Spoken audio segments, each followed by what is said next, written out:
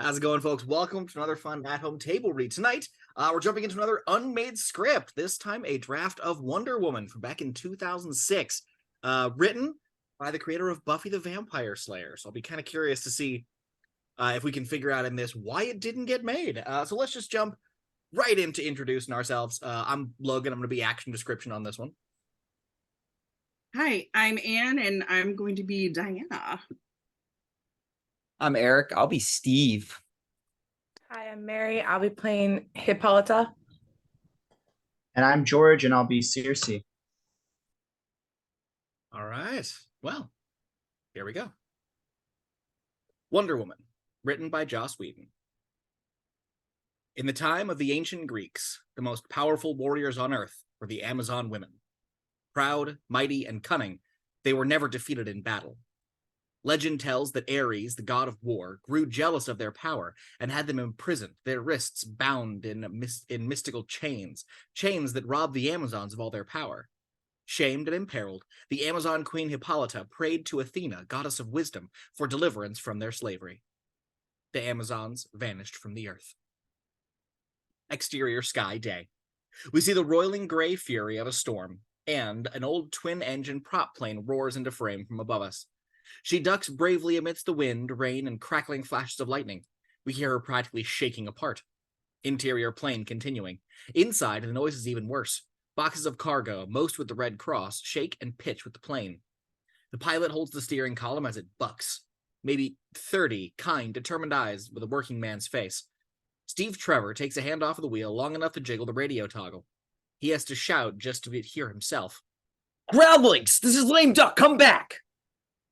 His answer is static. The plane pitches. This is Lame Duck. I got Force Gazillion Hurricane in my face. Visibility is 0 and my readings are... Angled dials are spinning and moving uncontrollably. They're shot. Maelstrom panel's having the serious emotional issues. I am lost at sea. Ben! Griffin! Come back! Lightning rides down inches from the wing. Steve banks hard as his radio crackles, a South African accent coming through. Lame Duck, this is ground, come back! Ben! Steve, be advised, there may be a weather pattern heading. What? There may be a little weather. Okay, I'll look out for them then. Can barely read you. What's your bearing? The scorching pop makes Steve throw off the headset. Communications fried. He concentrates on looking ahead. Exterior plane continuing. Lightning hits the left propeller. Interior plane continuing. Steve stubbornly rides the wheel as she starts tilting down, bucking sporadically. Steve's face sets as he realizes he's not going to make it. Angle through the windshield is pounded by rain. Then isn't, as the clouds whip away to reveal an island, green and lush. What the hell? The grinding of his dying plane reminds Steve to stop wondering where he is. He scans the terrain for a landing spot, but this side of the island is all trees and waterfalls. He banks towards the river, the thing most resembling a landing strip. The plane dips, a peak between him and the river. Interior-exterior plane continuing. It clears the mountainous peak by inches. Steve pulls up a column with everything he's got, and the plane skims treetops and clears to the riverbed. The back hits first, then the front slams down, water geysering up from in front of Steve as the plane rockets down the river, clipping the trees at the bank of its wings. The river takes a sharp turn, and the plane heaves off to the side, taking out trees, bucking brutally. Steve's chair wrenches out of its mooring, and he tumbles back, strapped in and helpless, as he bounces off the walls, and huge metal boxes are tossed up all around him. The plane spins out, hitting an incline and sliding sideways downhill until it stops short by a couple of big trees. As it settles, the camera moves above it, then past to show the nearly endless ravine of trees, the endless ravine the trees kept it from plummeting into. At the bottom of the ravine, a pool of blue water fed by the waterfall on the other side. Interior plane continuing. The terrible wrench of violated metal stops. Steve wriggles out of his chair, but his legs caught under boxes, and reaching for it, he realizes he's got a broken wrist. He breathes heavily, looking around for a way out of this. The thump on the roof makes him jump. He looks up, not understanding what he's hearing. Then there's another. Something's on the top of the plane. His eyes fearfully follow the sound as it moves up the plane. He looks about for something to defend himself with. Something tugs at the door. Steve watches it as with an agonized screech, it gives a bit, and a bit more. Angle the door as it's pulled right off its hinges, and there stands the silhouetted girl in an archaic white shift, peering into the plane as the door continues to twirl in the air behind her, finally dropping out of sight as she steps tentatively into the plane and we hear a distant splash. Close on, the girl. To say she is beautiful is almost to miss the point. She is elemental, as natural and wild as a luminous flora surrounding. Her dark hair waterfalls to her shoulders in soft arcs and curls. Her body is curvaceous but taut as a drawn bow. She wears burnished metal bracelets on both wrists, wide and intricately detailed. Her shift is another era. We'll call it ancient Greek. She's barefoot. She looks about her with an intense curiosity, her face coming out of the silhouette and into the light, even as she concludes,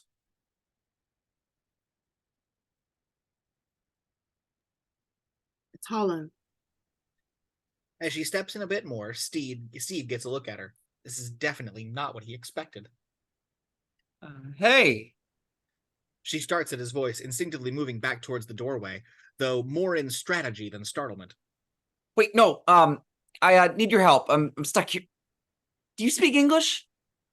She steps in and checks out his plight. Hi, yeah, it's my leg, it's pinned. If you could get it to a phone, get some equipment here too. Squatting, she pulls the box off of him with one hand, never even looking at it as she tosses it back onto the shelf. She stares at him intently. You look horrible. The leg's okay, but I think my wrist might be broken. No, your face, it's so... She can't find the word, but her gesturing to her own chin might indicate it's the stubble that's throwing her off. Well, I was crashing, and I didn't have time to gussy up. I saw your glider doesn't seem to understand the air very well. Storm fried my engine. I didn't even think I was going to make it. Actually, I'm not entirely sure I did. She reaches for his face and touches it. Realization breaks her face into a wondrous grin. You're a man. Wow, no getting anything past you. But he's as mesmerized as she, neither of them moving their fingers moving as her fingers sensuously trace his face. After a time, Who are you? Diana. Steve. Trevor, it's nice to... the plane lurches again, breaking the spell for a little. We gotta get out of here. She slides her arm around him, gracefully pulling them both up and moving to the door. He looks down at the abyss. Whoa, no, not a plan here. She grabs his shirt front and sticks him over the ravine. Exterior plane continuing. No, wait, Jesus! It's all right. It's not all right. Try to roll. Watch your arm. Roll where? She heaves him up and over. He lands on the top of the plane, rolling and sliding till he goes off the other side. He lands hard, takes a moment to recover, and looks up. You feel safer now? Angle. Steve has 15 sharp, gleaming spears in a semicircle around his head. They are held by 15 women, armored and helmeted in the Greek style, backlit enough to be dark and almost inhuman. Maybe. Exterior outside the city day. They march, their feet tromping with grim precision. They have encircled him and bound his wrists with rope. Diana walks beside him, staring at the enormous, austere Hephestia, captain of the guard, who holds the other end of the rope that leads the captive Steve. Look, I just want to use a phone. I've got important supplies on my plane. There's people waiting. Hephestia yanks his rope hard as he goes to his knees. Hephestia. She moves to help him up. He stands and continues walking. So did any of you guys hear about the 20th century? I just happened. It was so cool. This is not as it should be. I'll make it right.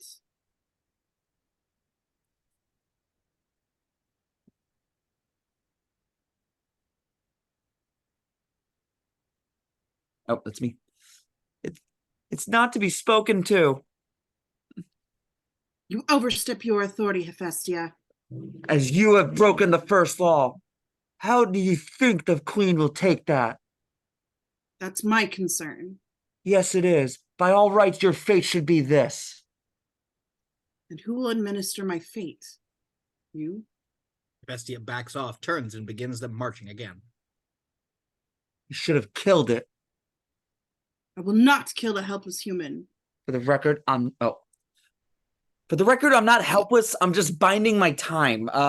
Till I don't know, wake up. This last thought trails off as they reach the top of the hill and look out at Themyscira. It's a vision of a city, nestled in the lush green hills. Greek in many aspects, it has an organic look that is particular to the Amazons, not just straight stone columns. More than 100 women are visible, walking, talking, weaving, forging. There's an arena near the bottom with women training at games and swordplay. As our gaze sweeps over the city, it lands at the top of the hill where the Queen's Court sits. It is wide and open, majestic but not gaudy. Where the hell am I? This is Themyscira. Home. Who's home? The Amazons. The Amazons are a legend. They are? Good. We should be. Exterior within the city a bit later. They pass by the open shops, but there is little commerce being done as every eye locks onto the man being led by. The Amazons are Greek and ancient. How can you speak my language? All languages come from the same place. A girlfriend of Diana's, Aethra, more student than athlete and very lovely, hurries gracefully to her side. Diana, is that really a... Steve, I'm a Steve. This is unbelievable. What's to be done with him? That's for the Queen to decide. Come with us to court. It never occurred to me not to. She falls into step, whispering into Diana's ear. Diana looks briefly shocked. Well, I would have. Well, you can. Interior Queen's chamber, afternoon. Hippolyte is every inch a queen, noble, beautiful, and thoughtful. She is middle-aged, but very much in her prime. She is approached by Circe, an older woman. Circe is honest and humble, but her eyes pierce well beyond common sight.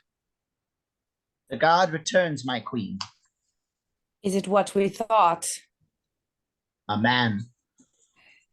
All this time. And the gods still mock us. Alive? Hephestia would have killed him on the spot, but she was not the first to find him. This news tightens the corners of Hippolyta's mouth, but she shows a lighter face as she turns. Need I bother ask who it was? Close on Diana, looking out with defiant reserve. Widened to see, interior, exterior, the royal hall, afternoon. The huge space is open on all sides to the lush green and shining city around it. Pillars hold up the latticed ceiling, the middle open to the sky. Hippolyta's throne is a step up from the floor, and she sits on it contemplatively.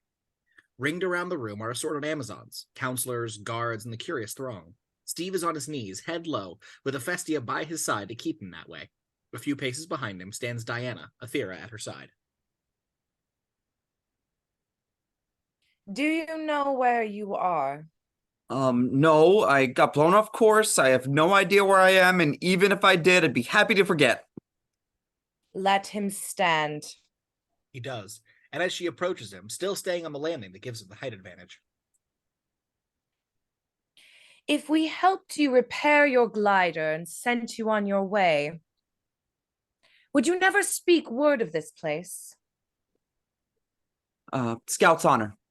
She whips something at him, a glowing rope that she has looped in her hand. It loops around him in an instant, binding to itself with a crack that startles everyone there. He stands, the glowing rope pinning his arms to his sides. This rope was woven at Delphi by the oracles, blessed by Athena herself. Within it, there can be no lies, no provocation. You will speak true. I did. Except I wasn't a scout. Were you sent here? I was blown here by a storm nobody else could see. Murmurs. Aethra looks at Diana, but she is fixated on the proceedings. Where were you headed? Ulsinge. I said that right. On the border of... Thank you. I think that's supposed to be Helsinki. I don't know. Helsinki? No. I don't know. That works. On the border of Albania. There's a camp of refugees there. My plane, my glider, has food and medical supplies on it that they need. And if you left, you would never speak of this place. Never. Not for gold, not for power. No. To save your own life. No. Your friends, family, if they were to be killed or tortured, would you betray us then? Oh, yeah. Much louder murmurs. Hippolyte whips the rope off of him. It returns to her already coiled. She moves back off of her throne, pondering, and turns to address the room. No man may set foot on this island. This is our first and most sacred law. The penalty for trespass is death. This is absurd. Hippolyte shoots her a look that would shut anyone else up. Laws mean very little to you, Diana. Compared to a life, less than a little. The law considers every life. Every woman on this island is under my protection. Thousands of lives to weigh against one. Your math's a little off, Your Majesty. Hephestia moves threateningly towards him. A slight gesture from the queen stops her. The refugee camp I was headed for, they've been cut off from the mainland for months by border wars. They're sick and they're starving. My people have been negotiating and scrounging and bribing to get one relief shipment in one. You want to kill me? I can't stop you, and I don't really care. But my plane doesn't get where she's going. There will be 3 dead for every life you think you're saving. What does your law say about that? Your concern is for these refugees. You want to rope me? Thinks, approaching him more closely. And if I told you, you must die, but I would ensure these supplies were delivered after? I could trust you to do it? My word as a queen. A moment. He stares at her. Deal. No. Diana. Oops, sorry. Diana. This man is no warrior. An Amazon kills in battle, not in a bloodless negotiation. Whether he means to be or not, this man is a threat to our existence. This is not justice. This is what is necessary, and it is my will. The growing murmur stops dead. Diana and Hippolyte stare at each other, each in controlled ire. Hippolyte turns away to Circe. Make sure he is well housed for the night. Tend to his arm. Leave us all. Would have words with my daughter. Steve looks at Diana, making the connection just as Hephestia ungently herds him away. The court empties quickly as Hippolyte wearily sits and Diana steps up to her. You're going to ask me to stand by while you... What is the first law? No man shall set foot on this island. What is the first law? No man shall set foot on this island, lest the Amazon race should persist or perish. We came here to escape the tyranny of men. She holds out her hands as she speaks, and Diana places hers begrudgingly in them. Hippolyte turns and then palms up as the light glints off of Diana's bracelets.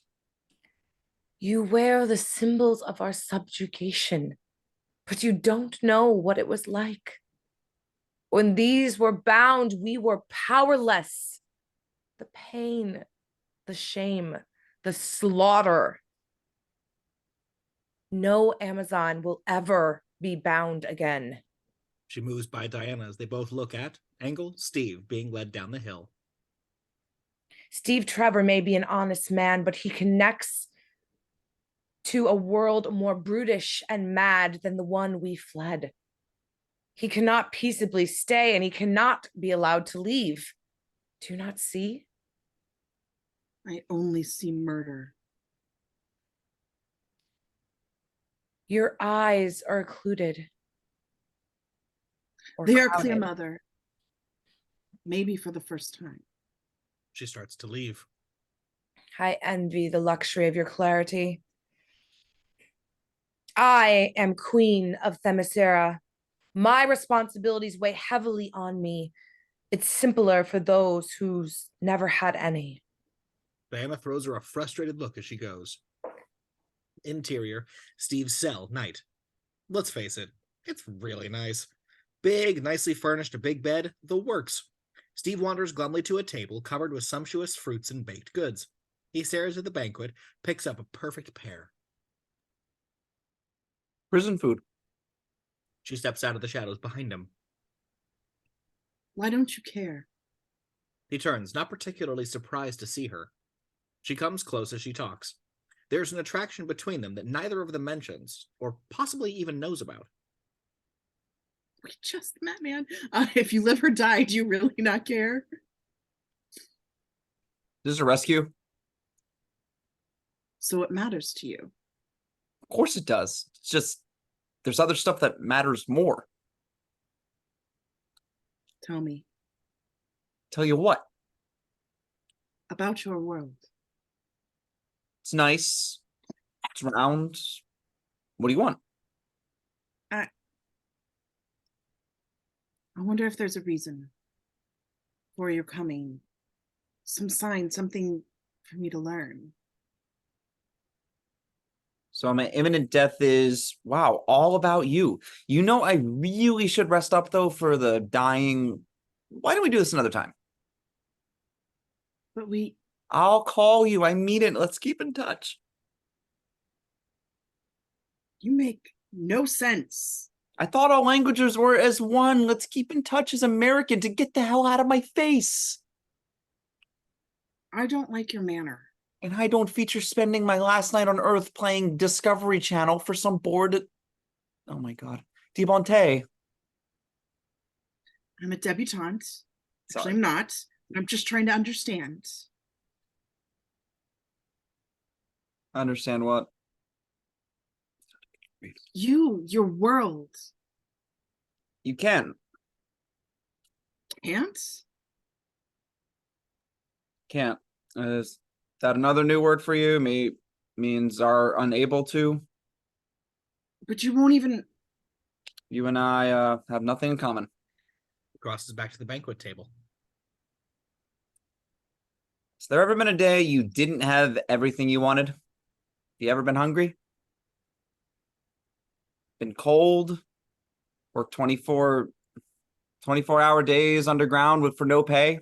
Been spat on, stepped on, shot at? Your mom's queen of Crazy Town, but she's right to be scared. You want to stay as far away from the real world as possible? They'd eat you alive, princess. I am an Amazon. Yeah. Bend steel with your bare hands. In my world, you wouldn't last a day. Then we do have something in common. She exits. Exterior, Steve's cell, continuing. As she strides glumly away from the room, the guards moving back to the front of the doors, we see her at a distance, the camera moving around to find Hippolyte watching her, concern on her face. Interior, temple, night. We are close on Diana as she enters, lost in unhappy thought. At least tell me you looked at it. Aethra wraps her arms around Diana from behind, puts her head on Diana's shoulder. Diana puts her hand over Aethra's, smiling for the first time in a while. How did you know I'd be here? What night are you not? Nobody knows you as I do. They think you're just restless. They think I'm a child, just like him. And you are. Aethra, I've had more than. Every night, while they sleep, you come here to Athena's temple. What do you ask her for? I ask what to ask. I know what I want to be content. I'm not what I should be. I can be more. I was meant to be more. I know it. To do something worthy. Ask Athena what that is. And you think she's answered? Can it be a coincidence that a man drops straight from the sky after all of this time?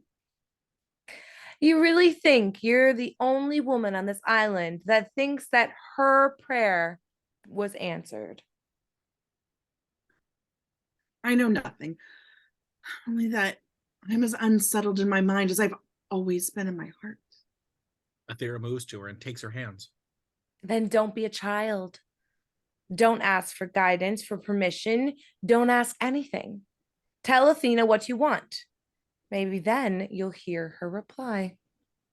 Interior temple moments later. Diana is alone, walking to the statue of Athena. We pop back to see the temple is huge, the statue 30 feet high. Diana kneels before the statue, looking up at it. She bends her head in prayer.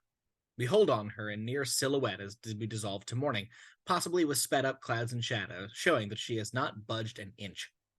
Interior temple, morning. She is still looking down when she hears a rustle. On the floor in front of her, a falcon alights. For a moment, they stare at each other. The falcon screams, and Diana's eyes narrow. Interior exterior, the royal hall, morning. Everyone is gathered. Steve is led forward, wrists unbound. Hippolyte stands. Step forward. He does. I'm afraid nothing has changed. The sentence stands. Yep, I figured. This is all the information on how to get the supplies to Sully. To Dr. Sullivan. She'll know what to do with them.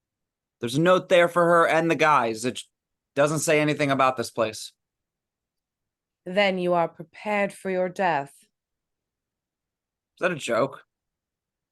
I regret this, truly. It will be quick. She nods to Hephestia, who takes a step forward. And a screech fills the air, everyone looking about as the same falcon wheels in from above, followed by a dozen others. Amazons look around, duck, not terrified but cautious. The first falcon lands on the queen's throne and screeches at her. Angle, at the feet of the people, we see huge snakes make their way inside as well.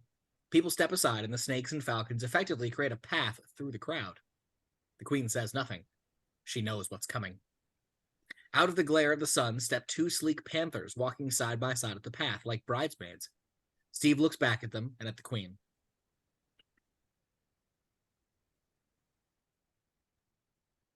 You're gonna kill me with panthers? That's not quick! Then we see her coming behind the cats, swathed in cloth that acts as a robe and hood. Her feet are sandaled in burnished gold, closed at the toe and reaching almost to the knee, a hint of a warrior's garb beneath the robe. The panthers part. The falcons perch. What is this? I invoke the right of trial. No. No, I absolutely forbid you to. You can't. I don't love the law. Mother, but I do know it. No Amazon can be denied the right of trial. Hippolyte looks down. Steve leans over to Aethra. Trial by what? Diana pulls off her robe in one swift motion. Combat, of course. Beneath is the outfit. The burnished eagle breastplate, the deep red of the cloth bodice, the skirt, a Greek's leather strips low in the middle and cut higher at the hips, dark blue with diamond-shaped silver inlays, the gold sandals matching the wristbands and tiara. A sword is on her hip, which she pulls, pointing at Steve with it. This is the law. If I can defeat the Themyscira's greatest warrior in single combat, judgment on this man will be mine to render. He will live, return to his world, and I will go with him. What did you? Oh, what? If this world of his is truly mad, I would know why. I would know what it is we all fear so terribly. I consider it my responsibility. Don't do this. My terms are before the court. A series of games would be necessary to determine. We can waive the ritual, Circe. Everyone knows who our greatest warrior is.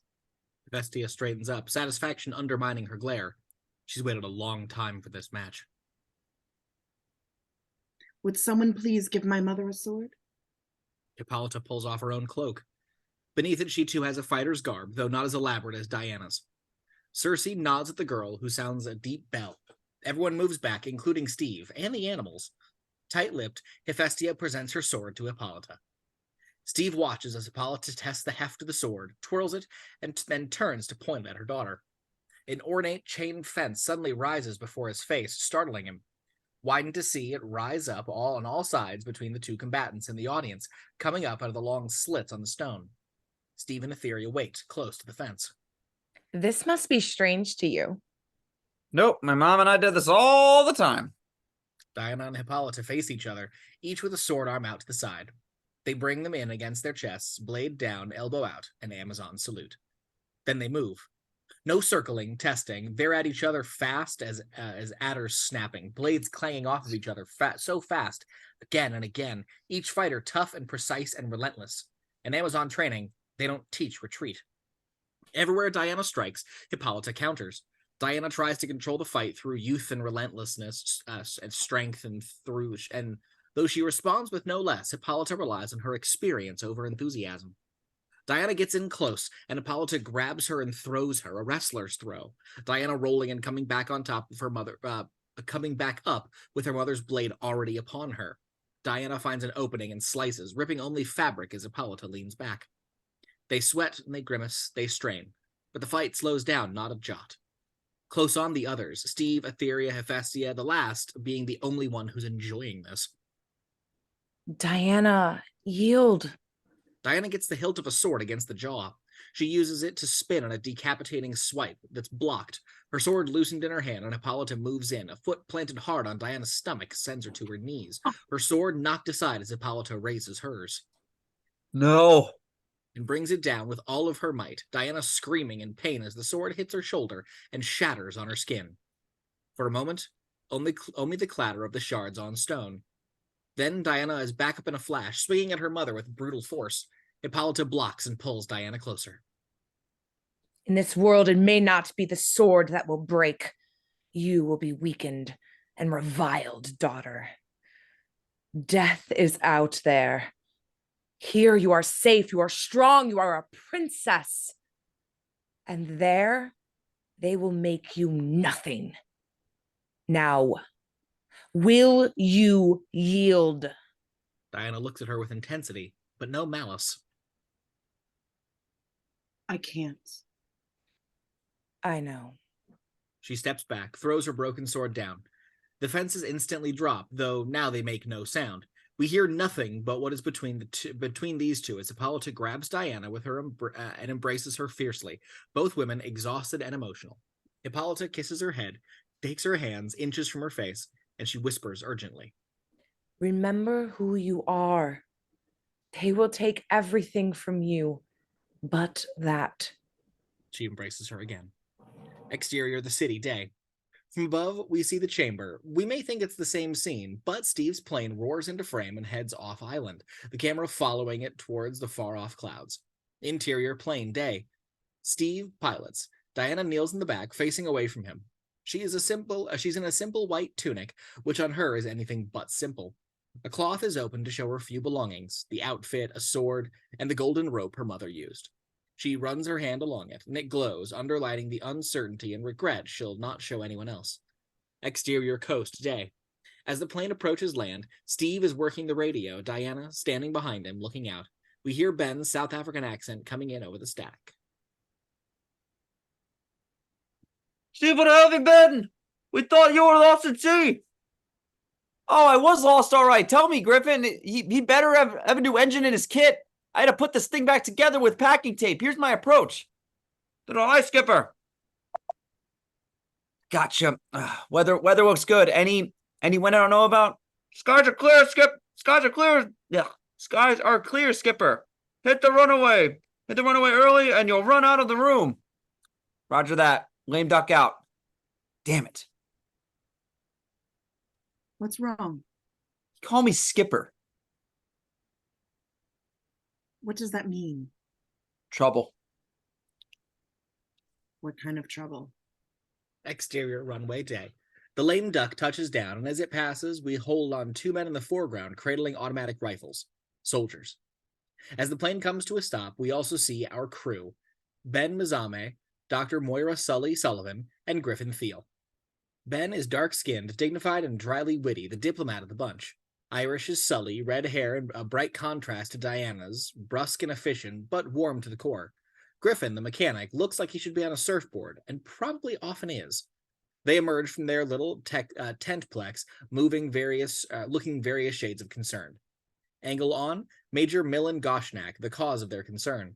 The soldiers' leader, he is every inch the petty warlord. Interior plane continuing. Steve finishes and approaches and hops out of his seat, urging Diana away from the window. Now look, you stay in here. No matter what, you stay here, you stay hidden. Got it? You're not ready to deal with these people. No offense. Stay. He exits and she watches him through the window. As Sully and Ben come to greet him, Goshnak approaches from the distance. An exterior runway continuing. Ben, Sully? Where the hell have you been? Funny story, but with poignant moments and a twist ending. Hello, Major Goshnak. You haven't been fed to us, Mr. Trevor. My apologies. I had to do repairs on the plane. I barely made it. My men have been here 2 extra days providing protection for your people. And this vessel is much bigger than you indicated. Very conspicuous. Everything's on your list. Nothing more. Except a few personal items, gifts to you for the safe landing. But I'm sure we can work out some kind of compensation for the delay as well. You have no idea what it costs me to keep my men out of the field. We told you I didn't need to stay. Well, you're very naive, Doctor. Without my men to guard your precious refugees, I would have been turned on you. Their families, Goshnak, and they're starving. You're grateful for everything you've done. What is your gratitude? A few paltry bribes? They're not paltry. These are quality bribes. But I am at war. I need what is on the plane. Of course, a percentage of all of it. It is mine. The group hesitates, realizing how bad this is getting. Well, maybe we should back up. Maybe I'll leave your plane, eh? He shouts something to his men, who come forward and then stop, guns raised. Steve and the others turn to see. Diana is in the doorway. Looks around her. Steve grimaces. Sully and Ben look as curious as Goshnak. My God, that is a quality bride. Angle Diana as she lowers herself, her bare foot heading for the dirt. Close on her foot as it touches the ground. The moment it does, Angle, the trees blow suddenly with a whistling wind. Angle the mountains as the same effect ripples through the dense trees as far as the eye can see. Angle on a sailboat in the ocean, suddenly puffed to the sail. Angle a city seen from the ground level as a piece of newspaper whips from the ground, arcing. Angle a dark room where a figure, in close with his back to us, turns slightly, hearing something no one else can. The figure is hard to see, but clearly big and not quite human. Angle back in the airstrip, the argument continues. What is this? You said nothing of a girl. Steve? She's a friend. She's not staying here. What are you doing here? Who are you?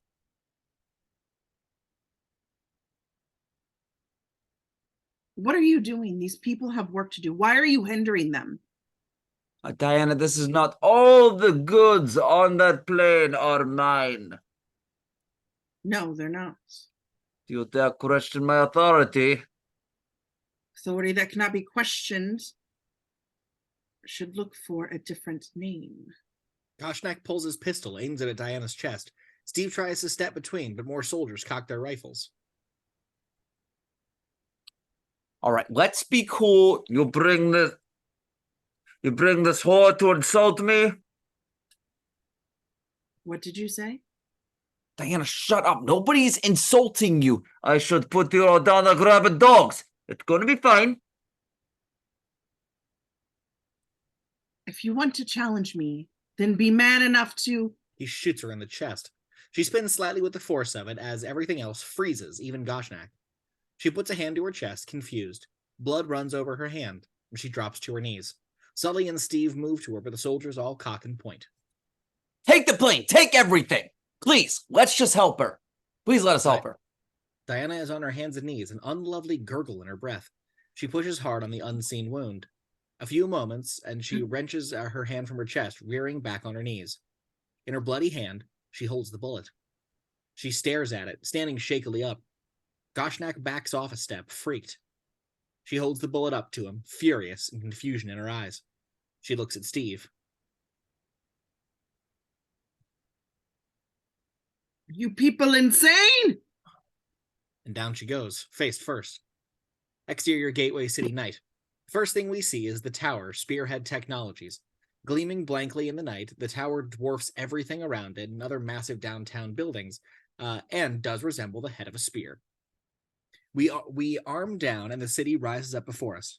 Gateway City is massive, great eclectic towers sitting on a sloping hill.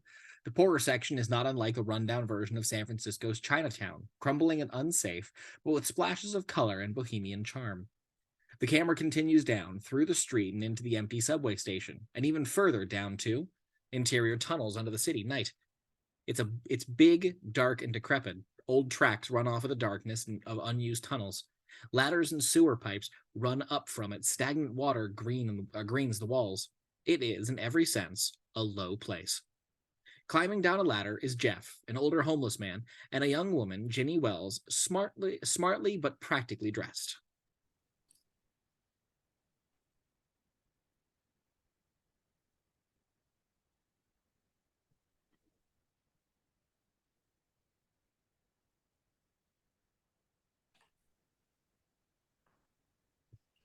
People think it's just stories, that I'm trying to scare them, it's not a working system, not viable.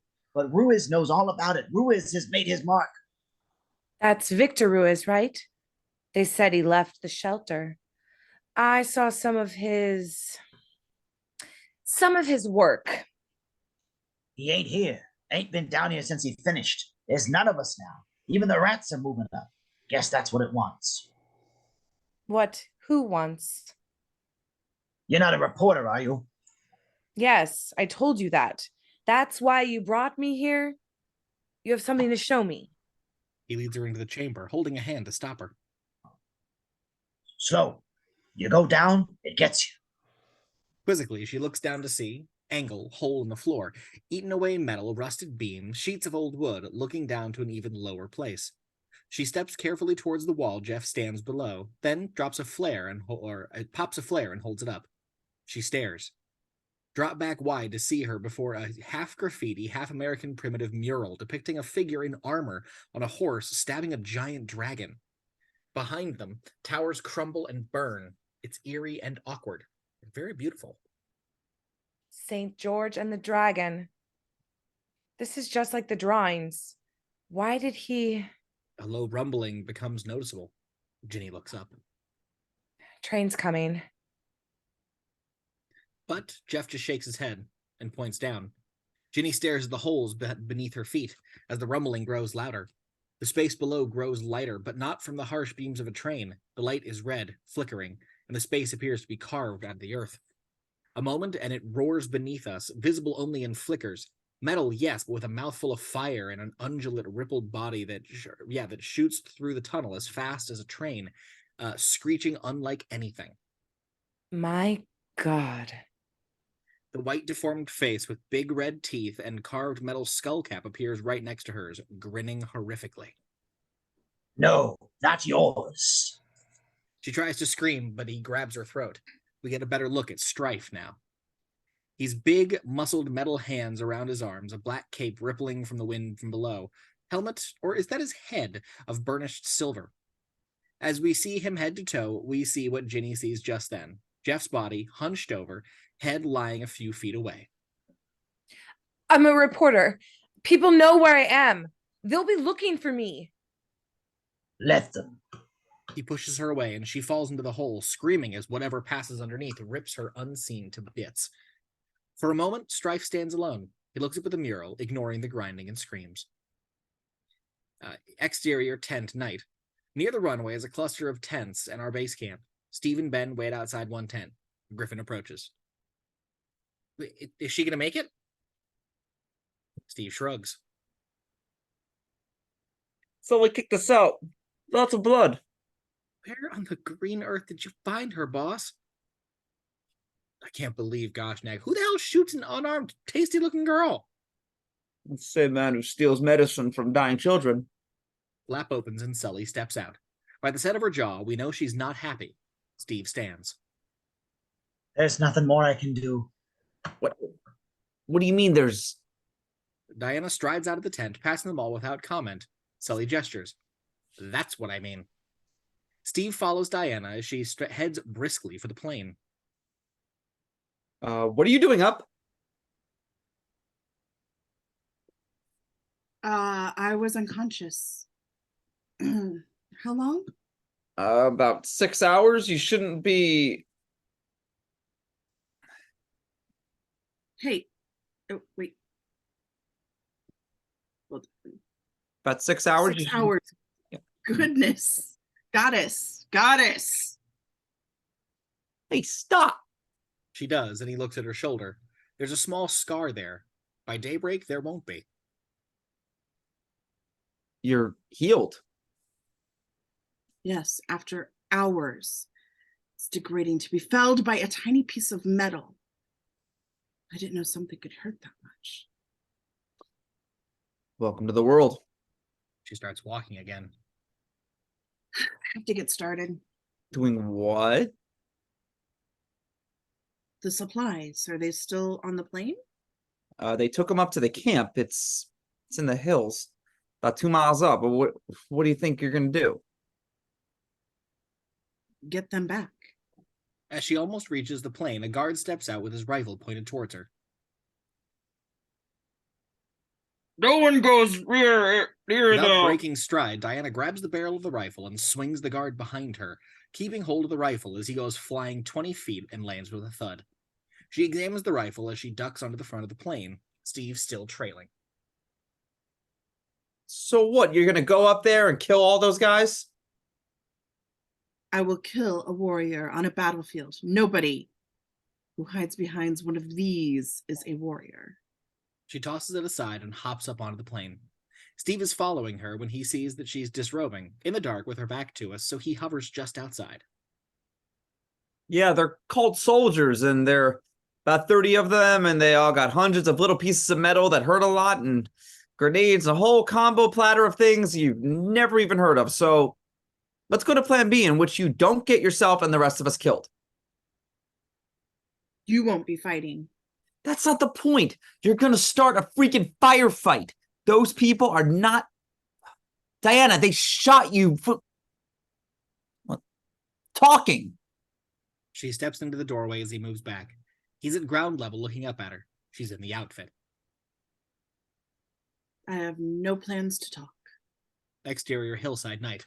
The treetops pass below us as we sweep up the hill to see the camp nestled on a flat clearing. A big tent for the men, a makeshift metal shack for Goshnak, a couple of jeeps with machine gun mounts, and a transport truck. Most everyone is asleep, with about 6 guys standing guard in the camp itself. Angle, edge of the camp. Diana peers out of the woods. The truck is nearest, right by the slope down towards the wood.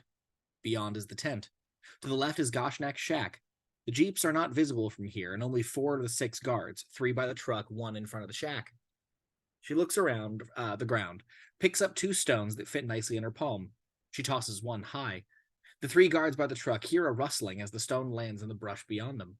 They move towards it. The guard by the shack watches them. The second stone nails him in the head, and he ragdolls to the ground soundlessly. Angle, the truck. As Diana leaps into the midst of the men, the truck is between us and them, but the camera inches under, watching feet going as Diana spins and kicks, and one of the soldiers hits the ground as the camera creeps under the undercarriage, and another hits the truck, makes it shake inches above our heads as we finally see the third come down with a boot on his throat, and the camera clears the undercarriage to look up at Diana standing over the combatants, extreme low angle, every inch a hero.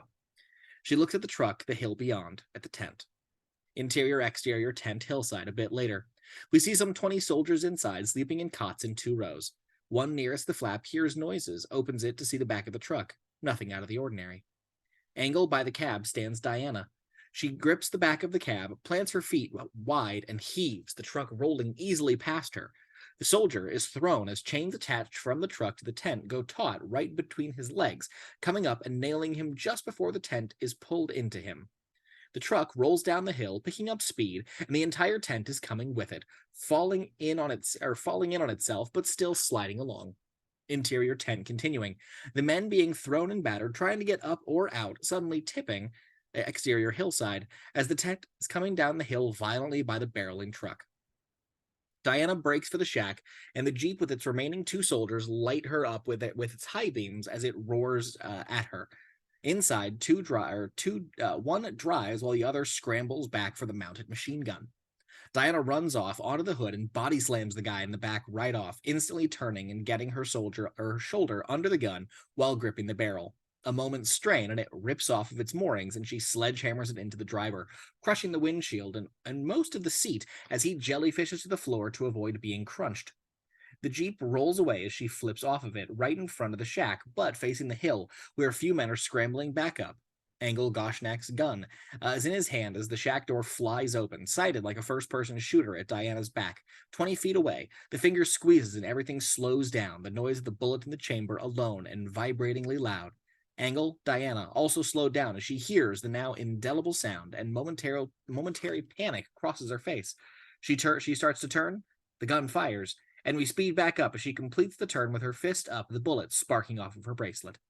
We hold on her look, slow burn anger with her sparkling intensity of real fear, half hidden by the famous bracelet. A moment. Goshnak shoots again, but she moves her arm only slightly.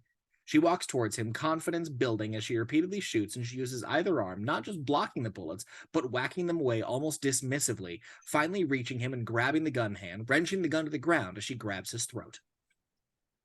Stop shooting me.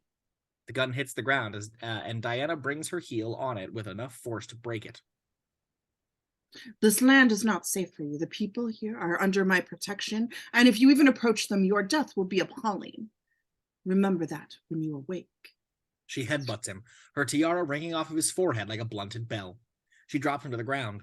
She turns to look at the few stragglers coming up the hill. They have nothing but submission in their eyes. Exterior refugee camp night. We find our group amongst the refugees. Sully is treating the sick in a half-burnt-out building. Food is being distributed and people are sitting in little clusters, eating. Diana walks among them, taking in their urgency. Angle on an old woman who glares at Diana mistrustfully. Who are you? Diana isn't sure how to respond. The woman scuttles back into the shadows. Diana looks around to see. A little boy is digging food out of a can with his fingers. A middle-aged man, maybe his father, looks through some empty cans. He sees the boy and yanks the food from him and starts greedily gulping it down himself. Yeah, starvation doesn't seem to make people nicer. It's weird.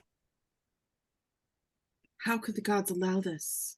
Your gods are dead, Diana. The world hasn't been theirs for a long, long while. She looks at him. He almost says something conciliatory, but just turns away. He walks off as Ben approaches. Don't mind Steve, eh? He doesn't like people very much. He spends his life trying to help them. No, he's not very bright. She smiles, falls into step with him through the camp. Steve is Air Force. Flew some combat missions. Even got downed once. Spent 5 days fighting this way back to the border. A soldier. I wouldn't have thought. Well, he doesn't talk about it much, but it gave him a healthy mistrust of anyone with too much power. Decided to drop something more productive than bombs. He knew Sully from way back when. They schemed this up together. Steve and Sully are mates? Mates? Do they mate or Sully would never put up with him. I don't believe Steve's seeing anyone out right now.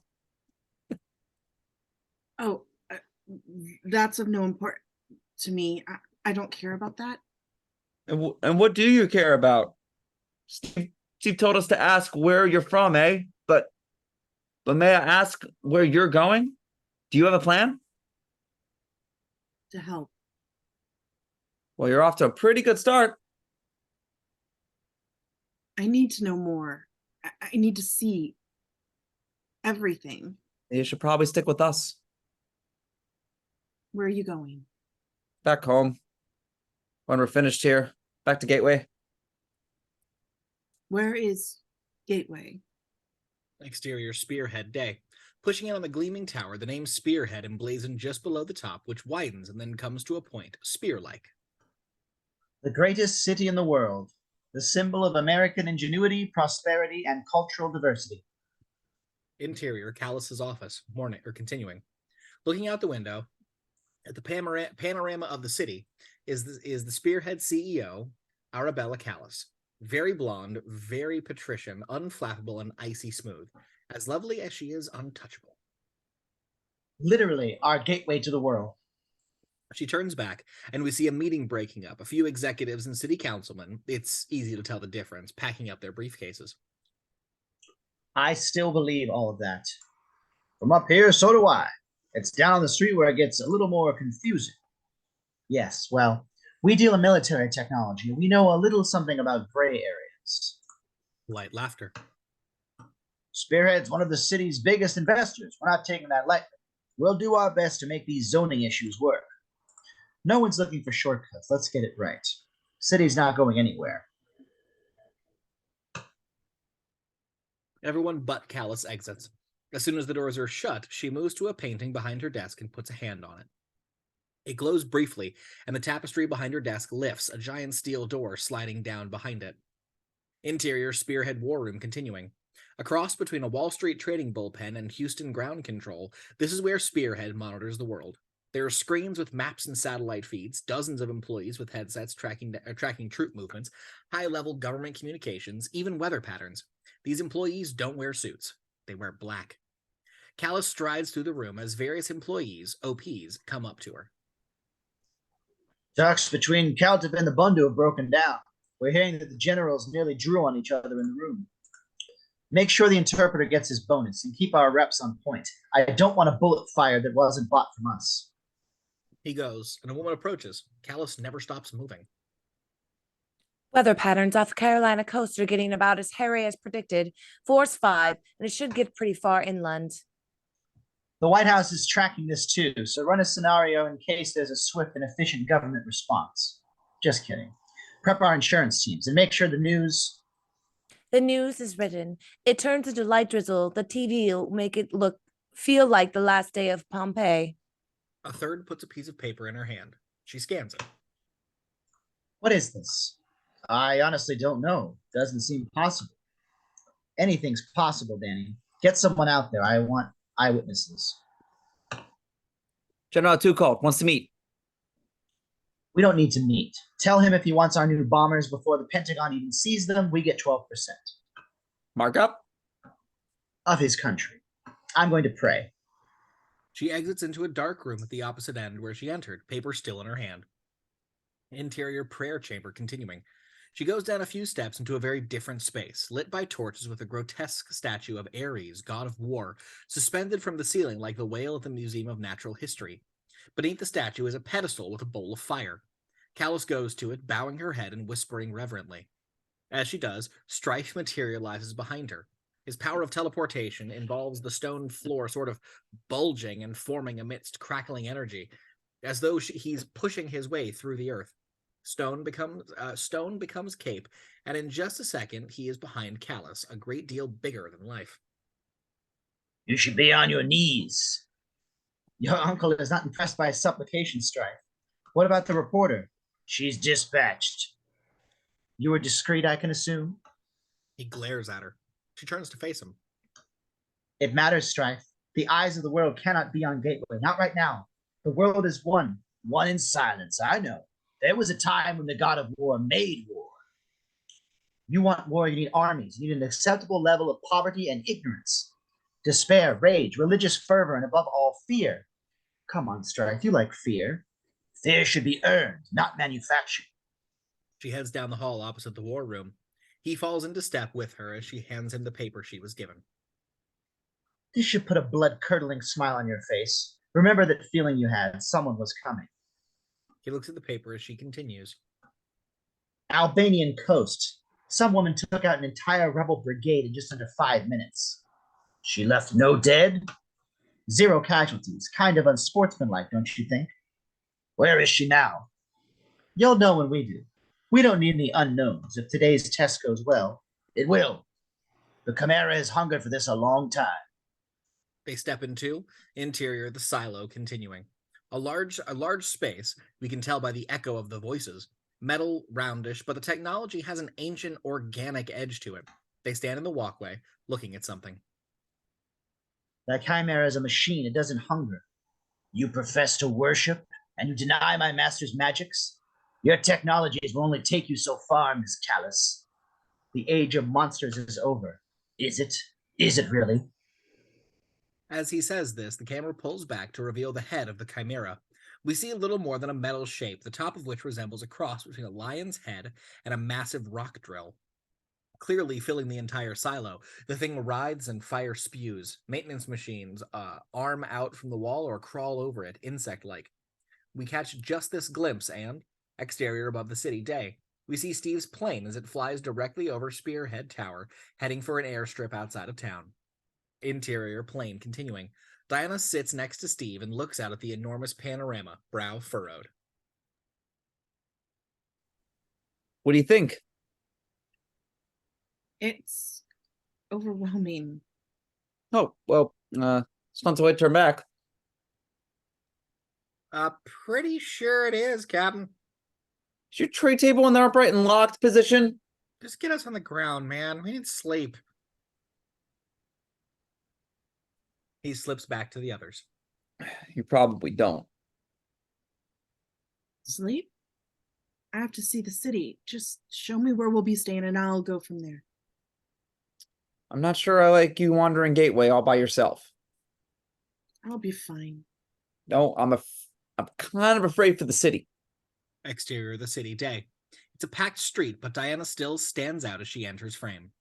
She makes her way through the downtown business throng, looking at everything and everyone intently, more sociologist than sightseer. A burly guy bumps into her and spins off like he hit the corner of a wall. She doesn't even notice. He rubs his shoulder, glaring. Camera arms down as she approaches to show the enormity of the buildings above her. She looks up at them too, but not in awe. As she continues through the city, we see various POVs and tableaus. A 3-story toy store with a Ferris wheel inside, a homeless man pulling food out of the trash can next to kids being hustled into a chauffeured Rolls, a brightly lit facade advertising live nude girls, a barker outside beckoning. As Diana passes, someone shoves a flyer into her hand. She looks down at it and, appalled, looks around to give it back. Various outdoor food stands, Greek, Chinese, Mexican. A hooker in an outfit skimpier than Diana's who stares at Diana asking, Who are you supposed to be? Exterior street afternoon. Close on Diana looking in wonder and a little fear. Reverse to see her in front of a storefront bank of TVs. On the TVs is a news report. Overseas war and atrocity bigger than life. As Diana steps back in a kind of hypnotized shock, we track back to see the TV display is monstrously huge, dozens of screens, each image the same horror, replaced suddenly by the cheery, bright gloss of a commercial. Diana steps back into the street, and a guy pulling out in a convertible zigs around her, calling out, Watch it, stupid bitch. Without looking, Diana reaches back and grabs the side of the open convertible. As she turns and she pulls it slowly back, its tires smoking as the driver tries to pull away. She holds the car in place and looks down at him. What did you say? Before he can answer, there's a cry of pain from across the street. Diana looks up at the alley opposite, where a 14-year-old boy is having his arm twisted by a dealer. It's all I got, I swear. You think you can hold out? Get yourself some nice shoes. Oh, no. Diana lets go of the car. Leave. Thank you, ma'am. He guns it, and she starts across to the alley. The dealer continues to shake the kid, really hurting him now. You don't think I got 50 kids waiting to take your spot? I didn't lift nothing. Now you're calling me a liar? You're hurting that child. She's maybe 20 feet away, almost silhouetted by the light of the street. Yeah, and I'm gonna hurt you next. You get in my business. Let go of him. Or what? She whips the lasso out and cuts his cheek in a dazzling flash. He grabs his cheek and stumbles back as it's already coiled at her hip. She approaches, passing the fleeing kid. The dealer pulls out his gun and starts firing at her. She deflects 3 shots, closing the distance and kicking the gun high into the air. Understand something. She catches the falling gun without taking her eyes off him. I don't like these. She tosses it aside, taking a step towards him. Angle on his feet as they stumble back against the wall of the old building, and a rat scurries across the other way. God, no, right. I'm just protecting my interests. What are you doing here? I'm legitimate. You're aggressing me. She whips the lasso around his neck.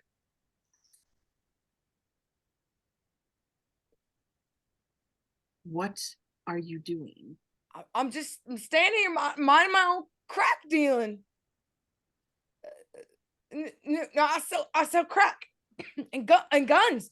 I also run horse sometimes. Or no, I mean, that's what I mean. There's others like you. Are you kidding? There's hundreds. Gateway got a lot of needy people. Who do you work for? I pay up to Joey Gibb, but it all makes its way to Klein.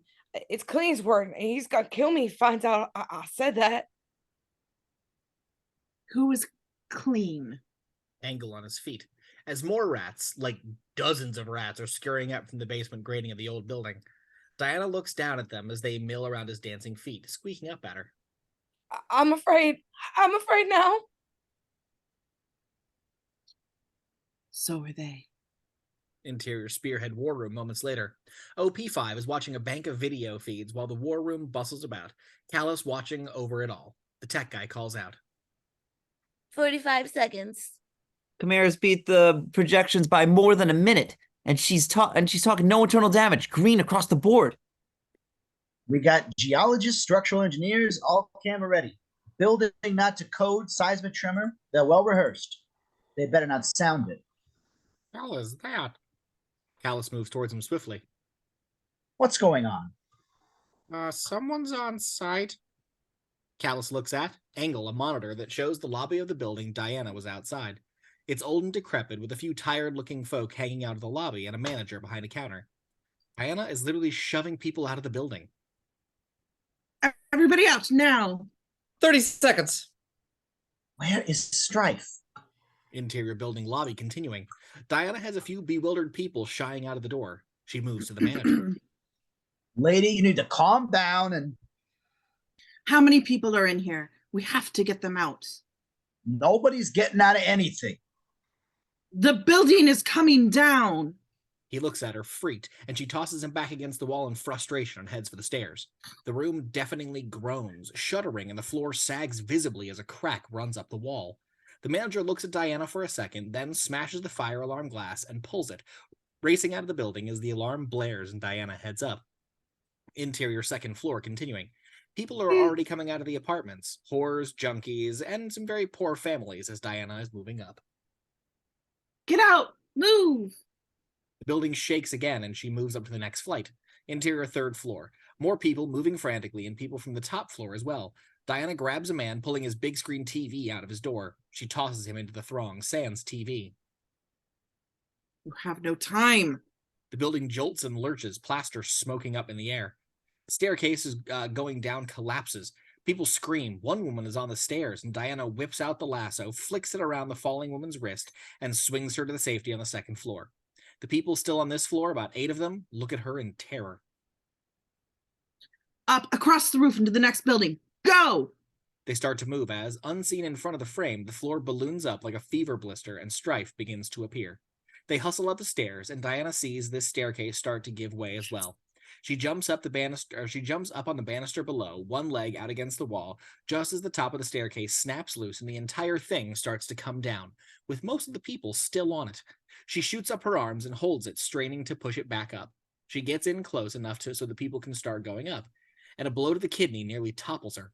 She can feel the stairs and her precarious perches against the wall start to give. She looks around to see Strife just as he lands a second blow. You're getting in the way. Still, she holds the stairs. Exterior roof continuing. We see people racing out of the fire door and across to the other building, which is connected and easily reachable. Interior third floor continuing. The last person is stumbling up the stairs as Strife whips out a sword and comes at her from behind again. The moment the stairs are clear, she crouches down and dumps/hurls them behind her, right on top of Strife. He smashes through them just as she reaches him with a crippling punch of her own. They spar briefly, then he grabs her wrist to block a blow and stares, suddenly awed at her bracelets. An Amazon. The floor falls out from under them. Interior lobby continuing. A 2-story plummet lands them back in the now tilted lobby, beams and debris falling all around them. They both roll right. They both roll right up, facing each other. But too much stuff is collapsing for any fighting space. Strife dives at Diana, rolling with her so that they are both wrapped up in his cloak, and the bubble effect becomes suddenly, moving them from the collapsing lobby to exterior snowy mountain range day. They roll out and face each other again. Diana taking in the gleaming stillness, the total contrast to her previous environs. Strife has his sword out, and the two of them move slightly, circling, warriors ever. Do you know me, Amazon? Every girl here in her tribe, every girl in the tribe hears about tales of Strife. His strength is legendary, and clearly a mere legend. He smiles at the barb and comes in for a burst of violence, his blows parried barely by Diana. She gets in a decent hit. They part again, circling. A little more fire in you than the others. Where do you get that? From my mother. Hippolyte, the Amazon's princess, after all this time. I was there when they bound those bracelets and sucked out the Amazon's power. The shame of it. Your mother was right to run and hide. Well, you know all about hiding. Where's your name still feared in the New World? That one doesn't get a smile. He comes at her hard and slices her, getting a couple of nasty blows and tossing her back. Stay out of my city, princess. You're well out of your depth. Am I? Believe me. And she charges him this time, but he rolls her into another teleportation jump and tosses her back in the lobby, continuing. Just as the building's about to collapse completely, the noise and dust sudden and cacophonous. You can't take the pressure. He disappears. The building collapses on Diana. Interior Steve's bedroom, night. The room is tiny, dark, and quiet. Diana lies face down on the bed, naked, arms draped over the edge, a sheet loosely over her lower parts, as Steve gently sponges off her wounds. You should let me call Sully. I'll heal. He picks up a tiny piece of concrete out of her back. It hurts, but she doesn't show him that. Tell me about Strife. He's well named. All of the gods' children, he is the cruelest. His uncle, his master, is Ares. Ares? God of war? As in war? If the gods are dead, why is Strife here? That's great. That's great. Cities infested with ancient Greeks. The Strife probably rolled in on the same tide it brought you. Every action has a reaction. But why Gateway? He called it his city. There's the old saying. You want to see the world? Go to Gateway and walk 10 blocks. This really is international hub of the country. Anybody with power's got a base here. And you brought me straight into it. Under protest. Do you think it's all coincidence? Truly, the signs are all around us. You don't think I'm here for a reason? I think you're dangerous. I think you mean well, but you're looking for trouble and you're wildly adept at finding it. I think you've got delusions of grandeur and some actual grandeur, which is confusing. I don't like confusing. I hate the fact that I'm so attracted to you. Just touching you is overwhelming, and I keep hoping you'll turn around so I could. Oh my God, who wrote this? And so I could see more of you naked. He stops, even more confused than she is. His jaw sets and he reaches down, pulls the lasso out from under his butt. She tries not to show her smile. Can we not leave this lying here? There's a reason men don't like to talk about their feelings. Their feelings are lame. I think they're fascinating. Men.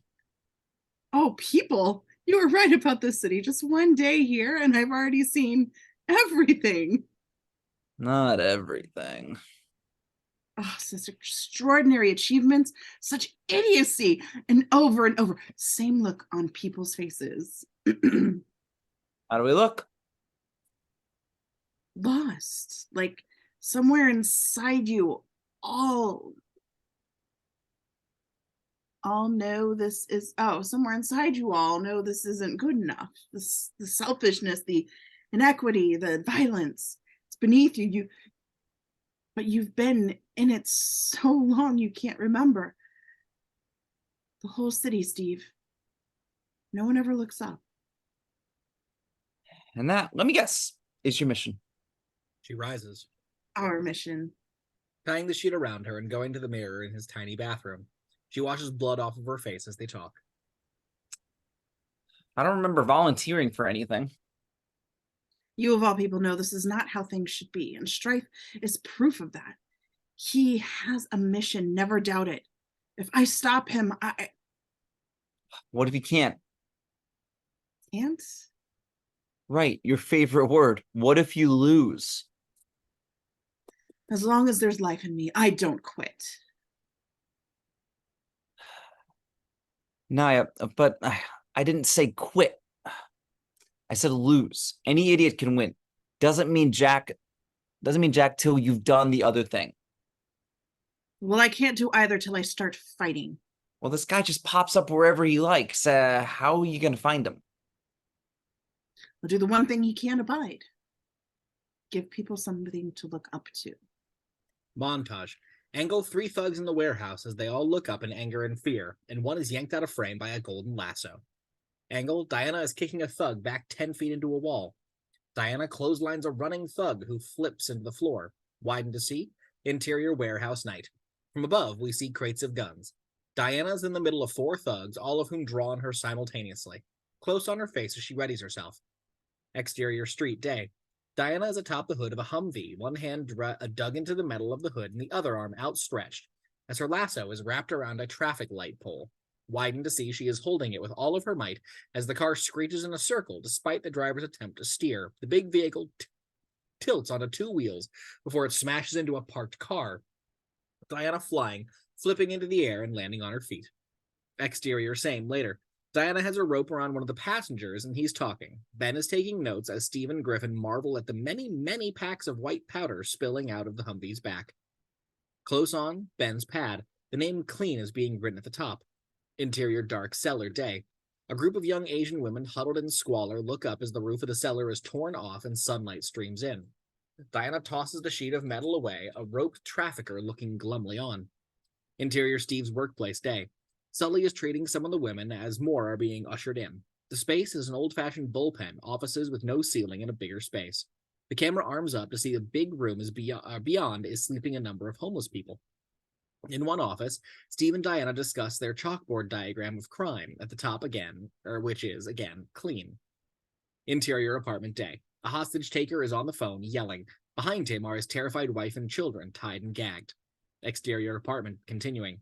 Low angle on the negotiator talking the guy down, and above him, Diana leaps from the roof opposite to the top of the building.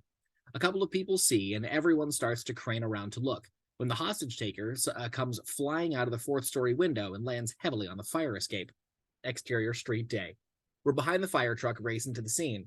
As it turns the corner, we see the scene as another collapsed building. Exterior building later. Firemen rush to the pile of rubble, and the rubble lifts, Diana holding up the entire building as dust-covered people scramble hurriedly out to safety. Interior warehouse night. And here, finally, is the second half of the fight, when all the guns light up and Diana turns whirling dervish, deflecting every single shot with astonishing fluidity. Within 10 seconds, she has every shooter on the floor. Interior same moments later. One of the thugs tries to crawl away, and the golden rope whips around his midsection. Exterior street dawn. Diana comes around the corner in a run-down but residential neighborhood. She looks at the sun peeking over the roof and takes a breath. A cute little girl of 10 stands nearby at the bottom of a gnarled tree. She calls out.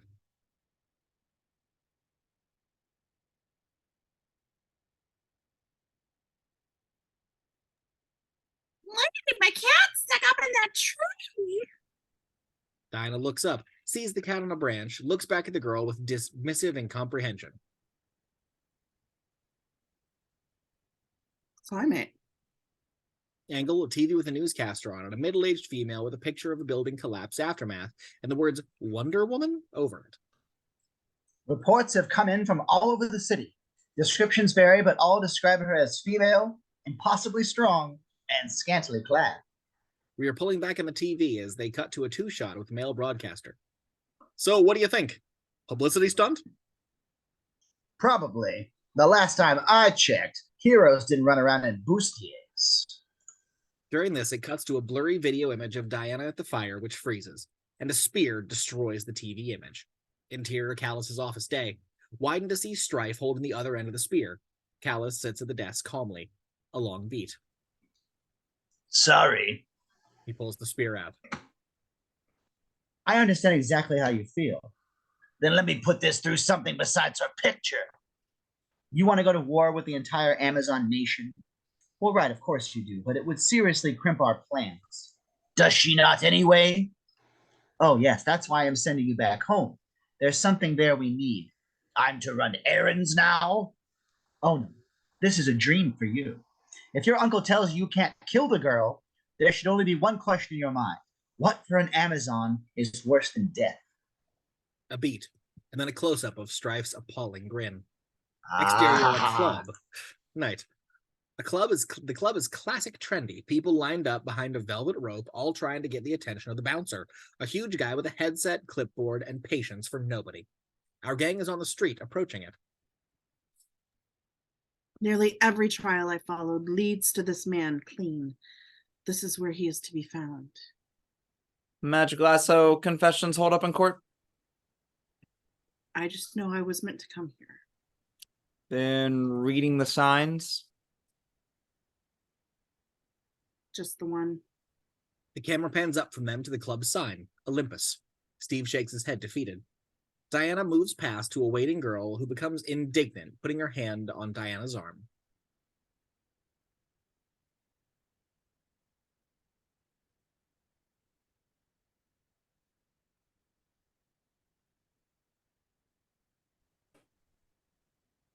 Excuse me? Who are you? Diana looks at her for a second, and the girl drops her arm. They reach the bouncer, who steps in Diana's way. Hold on. We're going inside. Not until I say you are, and I ain't saying it. You wait around an hour, I might take pity because you're fine, but this crew, not gonna happen. I haven't time for this. I'm dying. Well, it doesn't matter who you are. I'm the bouncer, bitch. And the first rule of clubbing is you never piss off the bouncer. Interior just inside the door a bit later. Diana strides into the club, brow furrowed, Steve beside. I don't get it. What? He didn't bounce. Exterior Olympus continuing. We see the bouncer unconscious against the cracked windshield of a car. Griffin has on his headset and clipboard. Okay, guy from the burbs desperately trying to impress his date. You, yeah, get on in. T-shirt guy, yeah, you too. Two super thin supermodel types come up to him. Go eat something. Go to Arby's, get some protein. You frighten me. Interior Olympus continuing. It's crowded and loud. The dance floor is big, packed with a low mirrored ceiling above it. Diana and the other three come into the bar, look around. Angle? Klein isn't hard to spot. His booth is the boothiest, his posse the scariest, his life the largest. He's every inch the thug made good. A girlfriend is draped over him, clearly high. Back in our gang, scoping him out.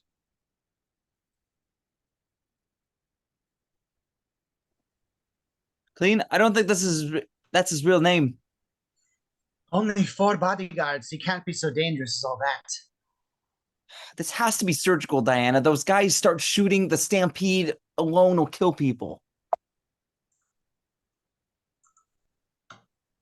Diana is looking at Klein with deadly focus. She moves through the crowd. Diana, did you... God damn it. Get near the exit. Diana comes to the edge of Klein's little enclave. A bodyguard starts to move in her way, and she jabs him hard in the shoulder, causing him to keel over in silent agony. The other three pull their guns, but keep them pointed down. I guess you want to see me? He throws the girlfriend off and stands. Diana says nothing, just looks at him. Keep hearing my product's getting jacked by some crazy strong bitch in a tiara. Couldn't be you. 'Cause here you are too scared to speak. Sad. way a funeral is sad. You up in my world now. The girlfriend slinks up to him. Why are you talking to her? I need a little sugar. Get your stank ass off of me while I'm doing business. But, honey. You can do better.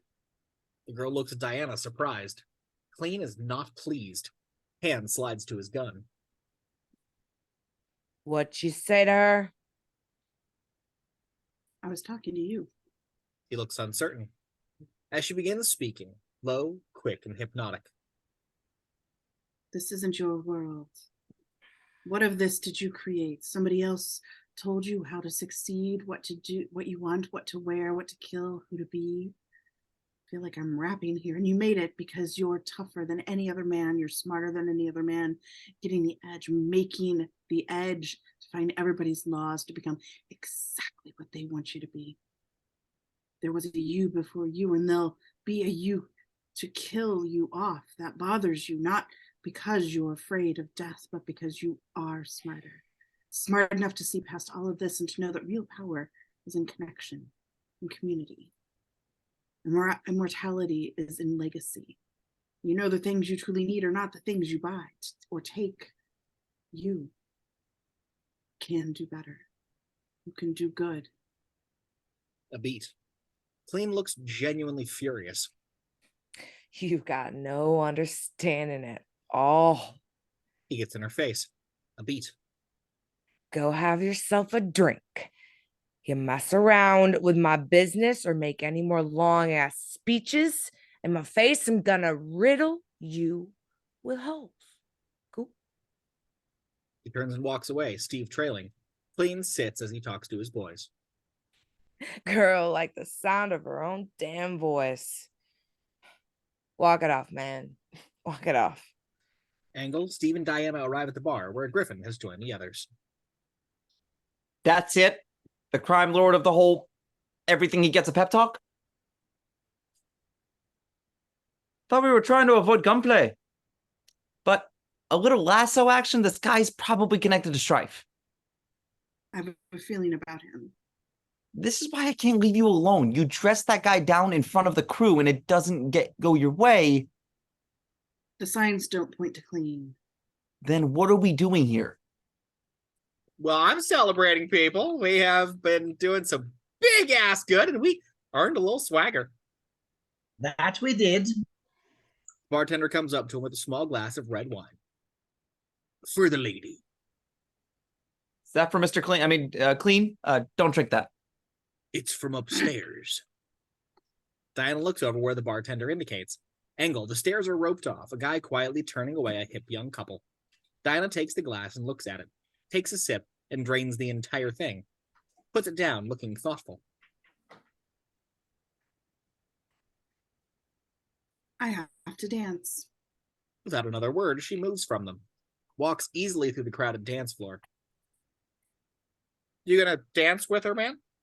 Me? Why would I? He turns to the bar, deliberately not looking. Diana reaches the middle of the floor. She raises her arm and holds still, turns her palm in, and brings her arm down with ritualistic rigidity. This could go very badly. Then she moves her leg back and turns, fluidly, a curve rippling up her body as she folds into a dance that is sensual, ethereal, and wicked sexy. This is not a warrior's march, although it remains idiosyncratic. It is neither out of place nor unnoticed on the crowded floor. Angle, Griffin, and Ben watch, enraptured. You watching this? It's like Christmas. Angle. Steve stands at the bar, but his eyes are in the mirror where he can see her just as well as anyone. He would never admit he's entranced.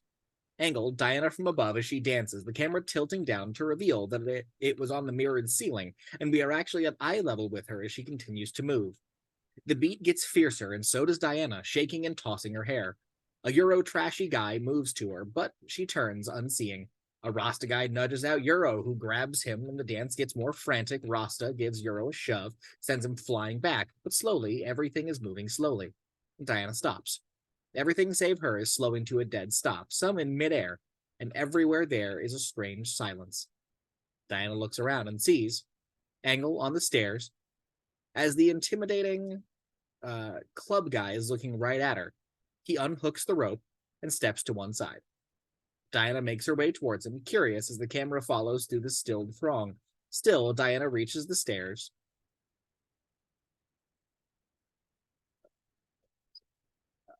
Diana reaches the stairs, pushing the club worker who puts the rope back. And everything continues as it was. Interior green room moments later. Diana enters a huge, lush, but quirky private room. Colorful and retro, like its occupant, who stands with his back to the bar mixing a drink. As she crosses towards him, the camera rises to show that the floor on the other side of the one-way mirror is the dance floor ceiling. Diana almost appears to be in midair as she walks over the writhing crowd. I like that you knew who needed to dance for me, and it was worthy. I mean, for the girl who's never seen Soul Train even once, you can bend a bit. It's pleasing to me, but not nearly as pleasing as the way you handled Klein. Fingers on triggers, and you throw down with a badass motivational speech. Not gonna do squat, but heavy kudos. Good surprise is really hard to come by. He turns, holding a drink with an umbrella. He's funky, unassuming, cute in a sheepish kind of way. For all the goof, though, there's a steel in his smile. The guy is a god. And you were a surprise. Dionysus. Bacchus. The Romans. They came and changed all our names. How random is that? A lot of gods couldn't go for it, but I like Bacchus. It swings. I was told the gods were dead. Yeah, well, most of them are. Athena? Deader than Elvis. Who's a guy that's dead after your time. Look, a god exists because people believe in it. Worship is a thing, you know. Goddess of wisdom? Not hanging in, not today. But nobody ever stopped worshiping wine. Or war. Ares. Yeah, it's his world now. I mean, Aphrodite's still looking good, but not for publication, I think. She's had some work done. Also, she's out of her mind.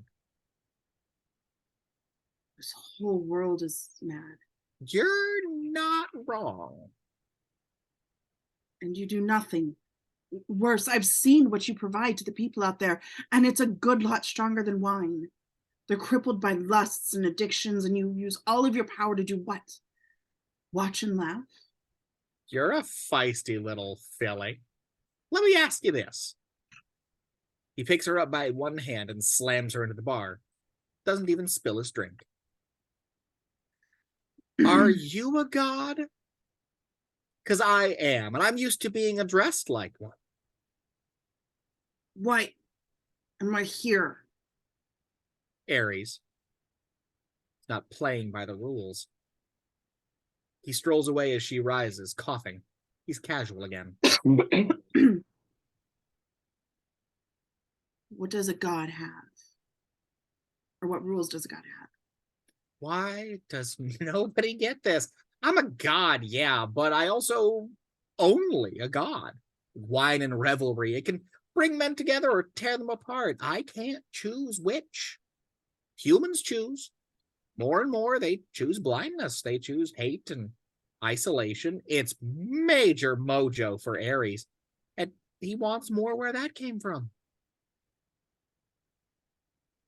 There is war everywhere. Why would Ares need more? Why do billionaires cheat on their taxes? He gives a shrug. Or he gives her a shrug. It's answer enough. And you can't stop AIM because it's against the rules. So back in the day, Zeus wanted to manifest in animal form for some hot girl on swan action. It wasn't that big a deal. It's trickier now. Now, I came down to party, but that's it. Ares doesn't come at all. But he has strife. Heard you two been mixing it up. Pretty intense. Guy's not a featherweight. Then where is he? Why doesn't he challenge me? Is that what your little crime-busting spree is all about? Riling Strife? Oh, you gotta be thinking bigger than that. Tell me what you brought me here to tell me. You are so much like your mom. Have you heard the name Spearhead? You've seen the building. Tall, shaped like some guy seriously overcompensating. Well, that's Ares' base. But technology, which means weapons. The best and latest, and it's just their day job. Their mission is misery. Ares is stepping over the line, and I think Gateway is going to be his footprint. Why do you care? I lost New Orleans. Think about that. Besides, I like this place, just like you do. It's lively. Spearhead.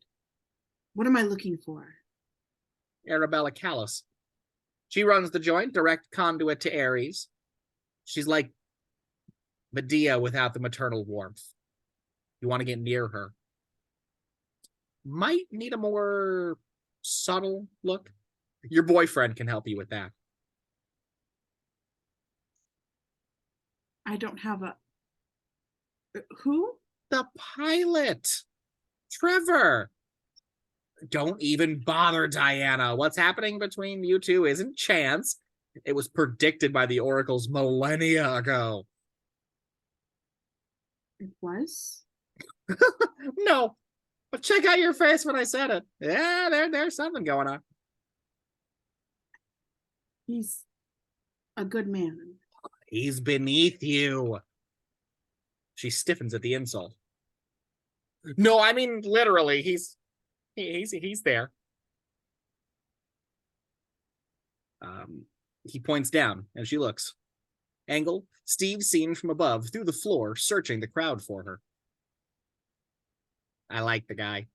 Kind of crabby, but, he's in there. He's fighting. Could be useful, or he could seriously get in the way. She looks up at Bacchus, and he's clearly serious now. War has casualties. Gotta know what you're willing to trade. A moment. Thanks for the drink. She goes. As the camera pulls away from Bacchus. Wasn't that cool? Yeah, I'm working on another one that makes everything intensely sort of plaid. I'll hook you up. Exterior Spearhead afternoon. The building towers over us with gleaming phallic grandeur. The head of security approaches a guard as another talks with the people inside a car. We have a retinal on every guest, no exceptions. They're really beefing it up. Well, that's not your business. Sir? The head of security fades in back of the bushes, watching the road. A golden rope whips out of the bushes and around his waist. He's pulled back in faster than he can blink. He hits the ground, the lasso still around his chest. He goes for his gun, but Diana shoves him back to the ground. Hi, we need some access codes. Interior Spearhead hallway day. The camera pans up a pair of high heels, tight skirt, tightly buttoned professional woman with her hair tied back and round glasses on. It's a classic look, in fact. It's Diana Prince, next to a Natalie-suited Steve. As they come out of the elevator at the executive level, they head for Callas' office. God of War makes weapons. Talk about hiding in plain sight. Why should he hide? Nobody bothers to look. Well, we're looking, and we're just looking, Kay. Remember when you found Klein and just had a chat? That was good. Let's chase that feeling. I won't fight unless it's time to. Right. Interior assistant's office moments later. He's young and square-jawed, a comer. He looks up as they enter. Hi, Steve Trevor and Diana Prince. I'm sorry? I think we're early. If I could get a water, that'd be great. Still? Sure. Just let me check my book. He reaches under the drawer. Diana grabs his head and smacks it down on the desk brutally fast. He's out. Water thing was working. He was going to call the guards. Oh, She pulls a gun with a silencer out from under the drawer. I was wrong. Interior Callas's office. Moments later, as the door smashes open, Diana and Steve behind them. Reverse on Callas, sitting calmly at her desk. Well, that's a bit much.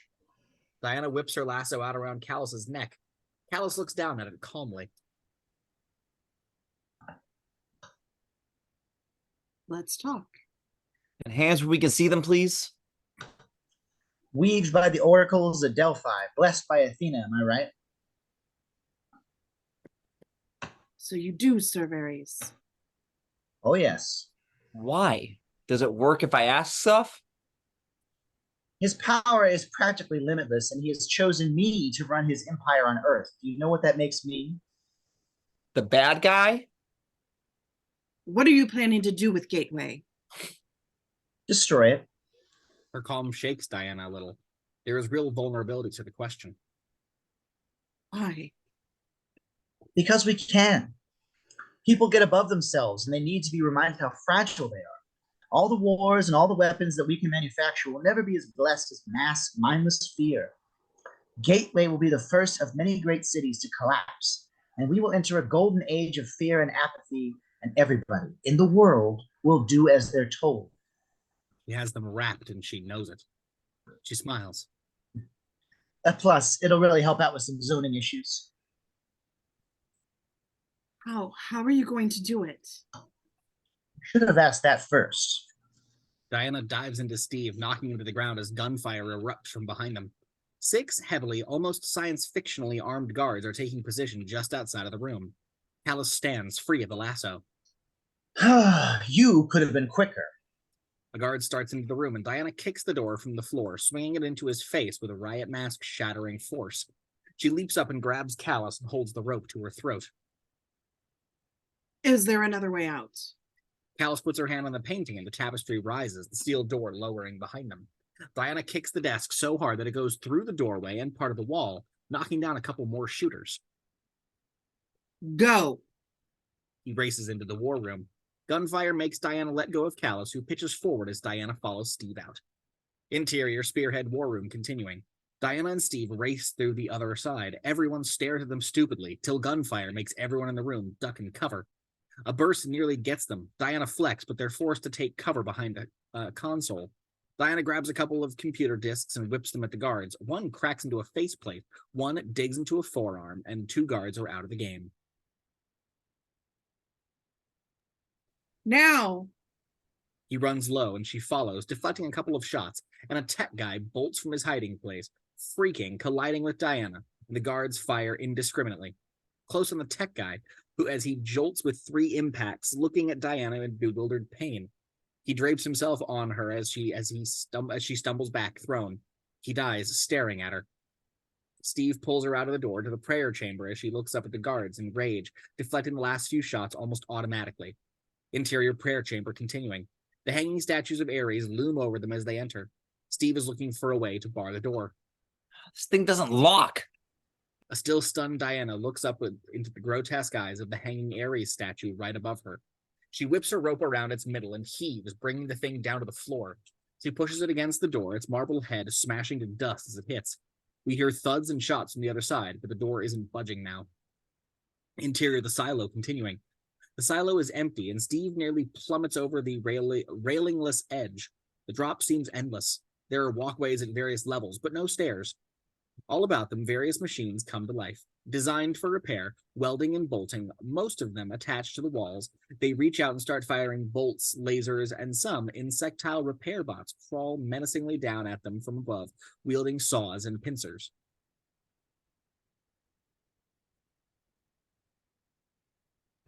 What the hell is this place? Hold on to me. He grabs her in around the waist and shoulder, leaving her arms free. Oh, I hate this a lot. They step off the edge and plummet down the seemingly endless shaft. At the last second, Diana whips out her lasso and hooks it on the lowest platform. They swing into the wall, Diana taking the brunt of the impact. Steve is jarred loose, and they grab each other's hands, swinging precariously. 20 feet below them, the black hole suddenly starts to iris close, giant sheets of gleaming metal sliding out of the wall. Get ready. She swings Steve and drops him. He rolls and slides along the moving metal, dropping into the hole. Diana pulls the lasso free and lands on her feet, does a swimmer's dive head first into the hole a microsecond before it closes completely. Interior bottom of the shaft, continuing. Diana falls another 20 feet before she hits metal. The huge, nearly pitch-black shaft is curving, and she slides head first down at breakneck speed till it levels out, and then she collides with a standing Steve. They right themselves. We got to keep moving. They dwindle down the endless dark tunnel. No one follows. Interior tunnels under the city, continuing. It's the same chamber the reporter died in. Diana jumps up, pulls Steve after her. He's exhausted. This must go up to the subway or sewer or... She's wrapped.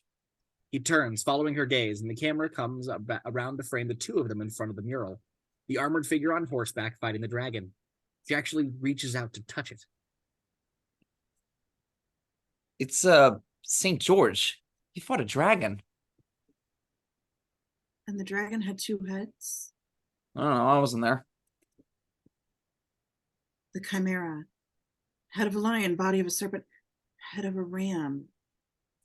An engine of destruction run through Ibelifra. Can you read that? This is what Bacchus sent me here to find. I have to fight this. A dragon? That giant room, the tunnels, the buildings coming down. The chimera is here. It's already working. This was left for me. It's the sign. It's not a sign. It's graffiti. Technically, it's vandalism. She turns on him, genuinely pissed. What is wrong with you? Why do you still deny what is right before your eyes? What's wrong with me? By the way, Diana, how was your day? Anything special happen? She stops, steaming, her voice lower. His own people shot him. I didn't think they would do that. Of course they would do that. If I could have saved him. How many more people are you gonna wish you could have saved? You look at this, you see dragons. I see buildings coming down, and the people in those buildings die. They're already dying, and I'm trying to keep it from getting worse.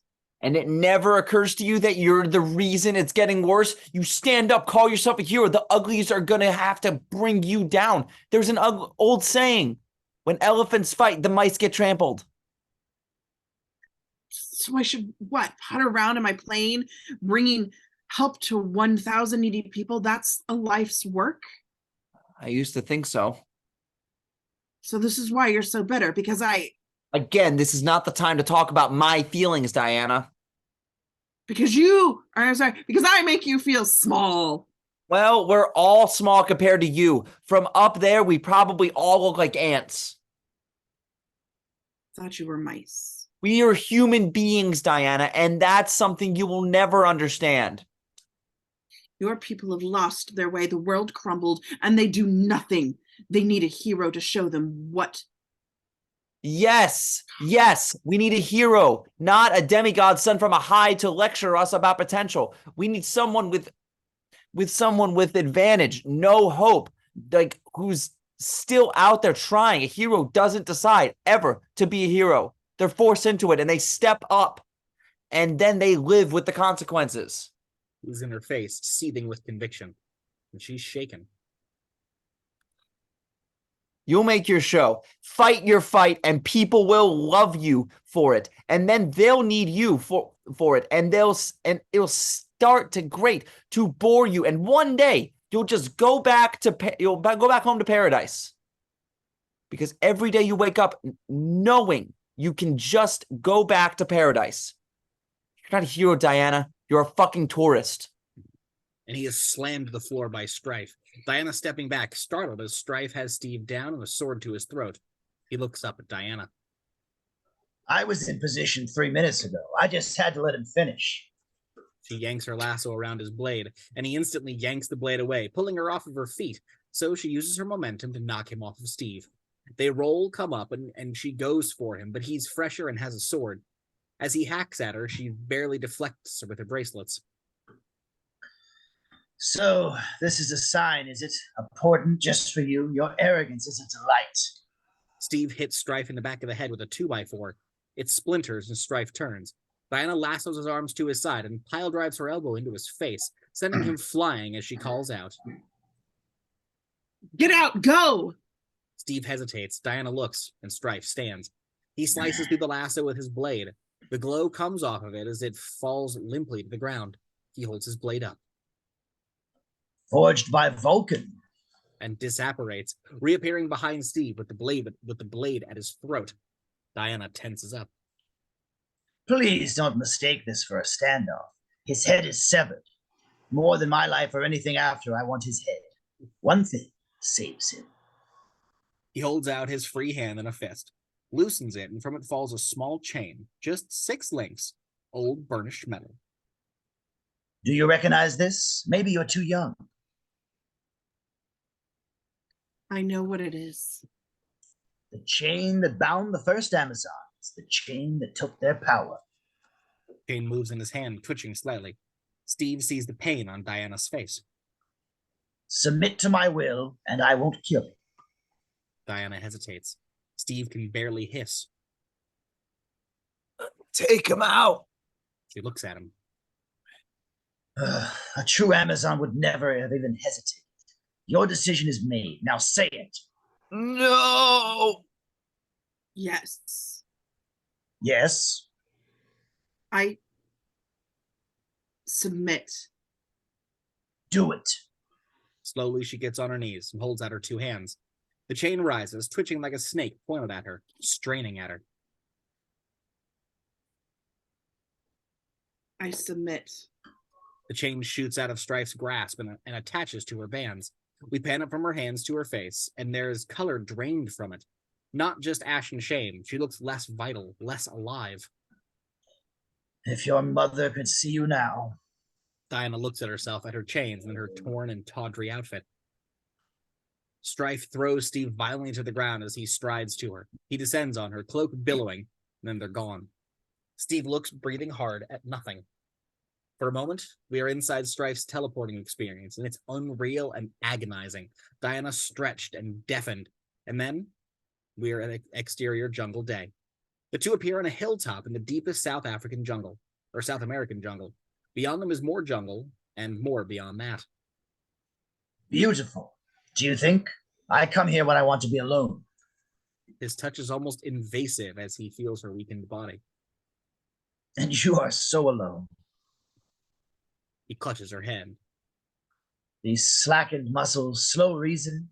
You want to die of shame, but she'll do anything to live. They always do, humans. So live for as long as you can. He tosses her back and she falls, hits her head on a rock with a crack, and blacks out. Exterior jungle night. Thunder is what snaps her eyes open. It seems like it was bright a second ago, and now it's dank black all around. She lies a moment, breathing hard and listening. Wind mixes with the sound of animals in the brush, but she can't distinguish, can't place it. She's experiencing these sounds in a human way, as cacophony, and she goes a little wild-eyed at it. She rolls over onto her stomach, and there's a snake, a big one, eyeing her. It hisses, and she looks at it with fearful incomprehension. I can't understand. It strikes at her, and she scrambles back, getting to her feet. Rain starts to pepper the ground as she makes her way blindly forward, unseeing, unsure on her weak human legs. In moments, the rain is a torrent. Diana continues moving, loses her footing, and slides down a ways. It's not a romancing the stone funhouse slide. It's awkward, made more so by her chained wrists, and ends with rocks. Diana cries out in pain. She gets unsteadily to her feet and stumbles to the bottom of the tree, where there is a slightly less rain. She is at this point as muddy and disheveled as if she'd been out there for a week. Her lips are white and shaking. Interior, Steve's workplace, night. Steve and the gang sit around in a big room.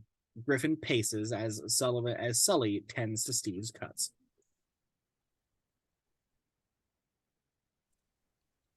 We have to do something for the city. With Diana gone. Don't talk like she's dead. She's not here, eh? Spearhead is. And the target didn't get away. So they've got a weapon of mass dragon nest, or we don't even know. Isn't running the bestest plan ever? What about the city? They can come too. That was to be the same way we can expose Spearhead.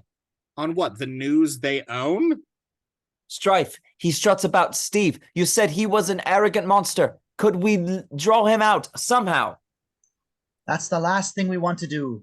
Strife just got the most powerful woman in the world to kneel before him. What do you think he'd do to the likes of us? He didn't get her to kneel. You can't even look at them. I did. Exterior jungle day. We start on her feet, which are pretty torn up by now. The rest of her is not much better as she doggedly makes her way uphill. She comes up to the crest to get a view of what's on the other side. The camera follows her, and what's on the other side is more of the same, a blanket of trees that spreads out forever. She squares her jaw against her disappointment, starts making her way down the other side. Exterior jungle day. We see a bunch of mangoes atop a tree, here efforts from below frame. Tilt down to see Diana vainly trying to climb up and get some. She's making a decent effort. She is, after all, athletic, but she's chained, and she's got no purchase. She shimmies up, then slices painfully back down, finally letting go and dropping onto her back. Exterior same a bit later.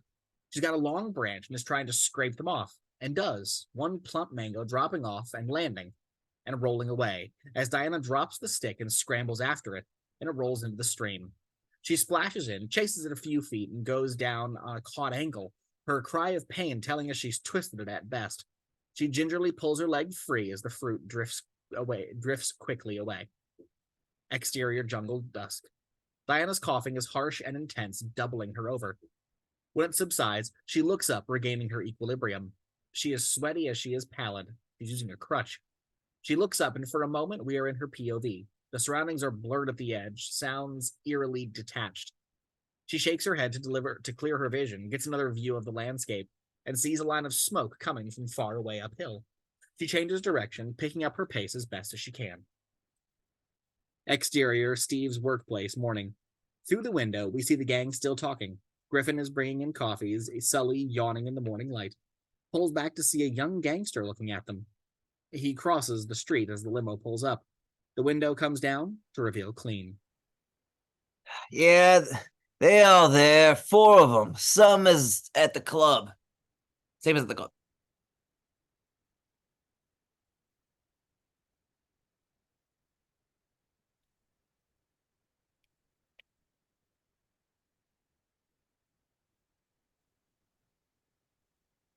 No Wonder Woman, huh?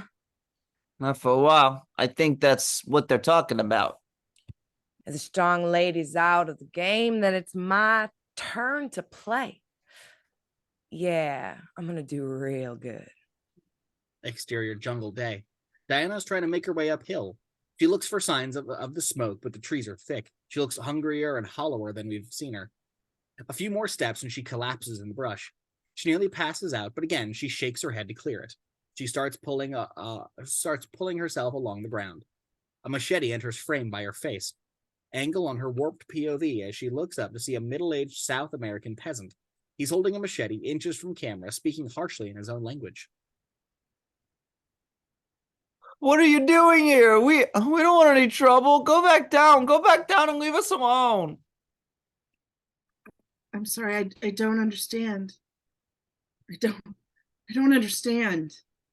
A middle-aged woman and her teen son come through the brush. The woman starts arguing with the man. He's pointing at her chains and then out into the distance.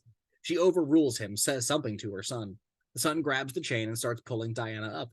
The man comes at her, and for a moment she tenses, but he gets in front of her and lets the son drop her arms over him as he hoists her on his back and starts up. Exterior village continuing. It's a small village of tents and huts, maybe 20 people total living there. They stare at Diana as the man dumps her by the nearest open tent, which sits at an old woman. Diana leans back against the tent, breathing hard, still not sure what to expect. Someone puts a canteen of water to her lips and she drinks it, spilling as much as she takes in. An old woman hands her a piece of flatbread. Shaking, Diana brings it to her lips and stopping before she eats. Repay you. It's not charity. I'll work. I can work. She bites into the bread gingerly, then cramming it in as for the first time ever, a tear rolls down her face. Interior silo day. At first, it's just sparks and flashes, and then we see it clearly. Magnetic arms retracting, level after level from the long metal monster. Interior spearhead war room continuing. Callas and the ops are monitoring. And go. Interior silo continuing. The last arms pop back, and as it plummets, we get our first good look at the Chimera. It's long metal with insectile arms and machines attached or folded in hatches under the skin. At the bottom end is the lion head, the multi-drill digging tool that glows with fire. The top end is the ram's head, a digging machine with giant teeth like the front of a bulldozer upside down, with 2 curved horns for scraping and pulling. Fire also spews out of this end as well. 2 heads attached by 100 feet of thick metal serpent body. Totally practical, but unsettlingly anthropomorphic. Released, it shoots down the tunnel, eventually curving into the lower tunnel as it's carved out of the earth and out of sight. Interior spearhead war room continuing. She's out, running hot, straight and normal. OP1 turns from his screen to Callas. Take out a few more key structural supports and we'll be ready to play dominoes. It has to be tonight, and it has to be perfect. Perfect is doable. By the time the dust settles, half the city will be gone, not our half. And the Chimera will be en route to Beijing. She's a beautiful monster. It's a machine. Can we please agree that it's a machine? Mrs. Callas, there's someone here to see you. Exterior village day. Diana is half asleep, clearly feverish, when angry voices awaken her. She peers out of the hut she's in, seeing 5 rebels, long since been co-opted by the drug trade. 4 men and 1 woman are entering the village, yelling at an old man. She offers them a bottle of liquor, which they take, and one of them kicks him in the gut. Diana tries to rise, but is too weak. She shrinks back into the hut. The door is thrown open, and she's pulled out along with the rest. One of the rebels points at her and starts yelling. The man who found her explains quietly, but is slapped in the face. The head of these guys grabs Diana. Off to one side of the village, an old metal washtub has been overturned and a hidden hatch opened. 2 of the rebels pull sacks of what must be drugs out of a pit below. The head guy tugs at Diana's blouse and looks down at it, smiles. But the old woman is talking now, and the rebel runs his finger along Diana's head, smells the sweat. Fever. He tosses her away like a plague dog. Other men grab her. Diana is pushed into the pit. Interior, Callas' office, afternoon. She sits behind her desk with her same smooth smile. You know, I see a lot of potential in you. Reverse to reveal Klein sitting opposite her.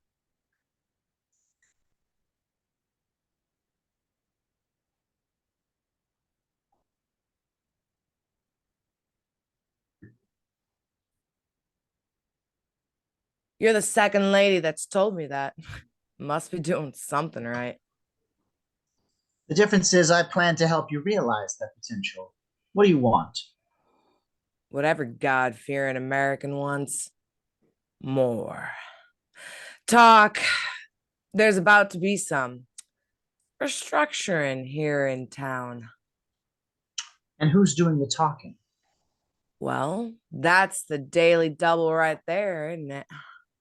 Strong ladies posse, they all hiding out together. Really? Where? Interior pit day. Silence. Diana sits on the ground, weak and feverish, among 6 or so others. She looks to one side and sees a girl of 8 staring at her intently. The girl says something, but Diana looks at her dully, not comprehending. The old lady who first fed Diana leans out of the shadows, speaks in heavily accented English. She asks who you are. Diana looks at them, then settles back against the wall. It doesn't matter. The girl speaks again, still looking as stern as a schoolmarm. The old lady translates. She say you should remember. Say take everything away from you except for that.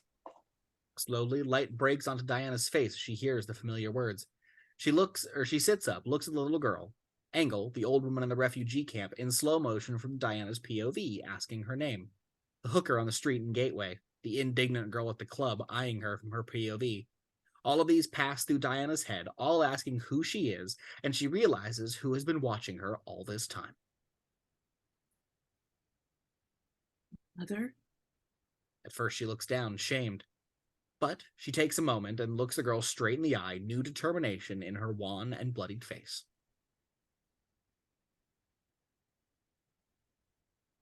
Tell her I am Diana, princess of Themyscira. Say I am chained and humbled, but I am unbroken. I am an Amazon. She stands, barely able to in the tiny space, looking out through the cracks in the bamboo grating. And tell everyone to move back. Exterior village, interior the pit. Moments later, one of the rebels, guns slung over his back, opens the grate and tosses in a few scraps of food. Diana shoots up out of the darkness and pulls him headfirst into the pit. He thrashes about. Diana gets an elbow in his face, her precision and training still a part of her. He grabs at her and pulls her into the mud. They thrash like dogs, precision gone, till Diana gets behind him with her chain around his neck and pulls, ugly, unrelenting force in her arms until he slackens. Exterior village day. Diana peeps her head out.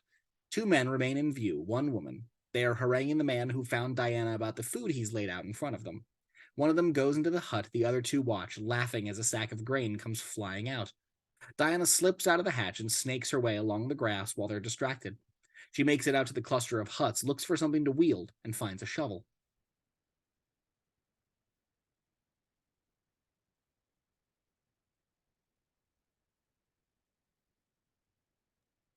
Pablo! Diana hears one of them calling out and looks to the hut. Angle, the rebel starts for the hut, and Diana comes around the corner, baseball batting the shovel in his face. He goes down hard as the woman starts to unsling her rifle, backing up, and Diana barrels into her, knocking them both down and getting the gun away. The woman rolls up, and Diana swipes at her in the knee with a shovel. The woman howls in agony, and Diana comes up with an elbow in her face. The rebel inside comes out firing, and Diana dives out of sight. She gets up to a crawl, but the rebel fires through the flimsy hut walls, and she drops to the ground again. She peers through the hole he's made, sees him advancing, and she's got no cover. The rebel comes to the other side of the thin wall, and Diana comes through it, knocking into him. He pulls away, trying to get his gun clear, and she grabs his belt as he falls before him, pulling him down. And the fight gets dirty here. More room to maneuver than down in the pit, but just as primal. He gets off a few wild shots, and his clip is empty. He butts the rifle into Diana's bad ankle, and she screams in pain and kidney punches him twice, 3 times, then swings her leg around his neck and holds him down, a wrestler's hold. He gets his knife free, and she lets go, grabs his wrist with both hands, and he punches her across the face and pushes her down, a knife in her face that she can only push back, until she starts to prevail, her strength and determination overwhelming his. Behind them, the female is not unconscious, and she scrambles for her rifle. Diana twists her grip suddenly and breaks the guy's wrist. He screams as she puts her whole body behind the forearm that breaks his face. He goes down like a rag doll, Diana standing and barely, legs wide and shaking above him. She's breathing hard, the image of fury and power. From inside the hatch, the little girl watches. Diana holds up her chained wrists and begins to pull. The other woman gets to her gun, eyes still on Diana's back. Diana strains. Her straining becomes a low noise, an agonized roar, a scream of pain and resolve as in slow motion she snaps her chains apart. The chains crumble as they come apart, her wristbands clean of them. The woman fires. Diana blocks the shot behind her back without even looking. The woman is stunned and about to shoot again when the man who found Diana puts his machete gently to her throat. Diana moves towards the hatch as the old lady and the others slowly come out. Diana is not limping. There is color to her that's been lacking. She looks down at the girl. Thank you. She tells me she has something, a gift for you on top of the ridge. Exterior clearing at the top of the mountain moments later. Diana crests the brush to find a clear open plateau. The others are coming from behind her. Angle, Diana's POV, contains nothing. Just flat dirt and maybe a wink of sunlight hitting something indistinct. We push slowly in on Diana as a smile spreads over her face. Next to her, the old lady looks around, confused. Maybe it's very little gift. She starts to walk slowly, looking down like she's lost a contact lens as Diana just smiles. Everyone, look around for the gift. Exterior above the jungle. We are moving at jet speed over the landscape. Suddenly, the invisible jet in front of us banks and we catch sunlight in it, outlining its shape and distorting the view beyond it ever so slightly. Then it's gone again. Interior Steve's workplace, evening. There's a rumbling behind the building, or beneath the building. All four of our guys, sitting under one hanging light in the middle of a dark space, stop and look at each other. So that can't be good. The floor bubbles right in the middle of them, and they all move back, freaking as Strife rises, grinning. Worse! Much worse! Strife faces Steve. Did you really think I wouldn't find you? Actually, I was promised that you would.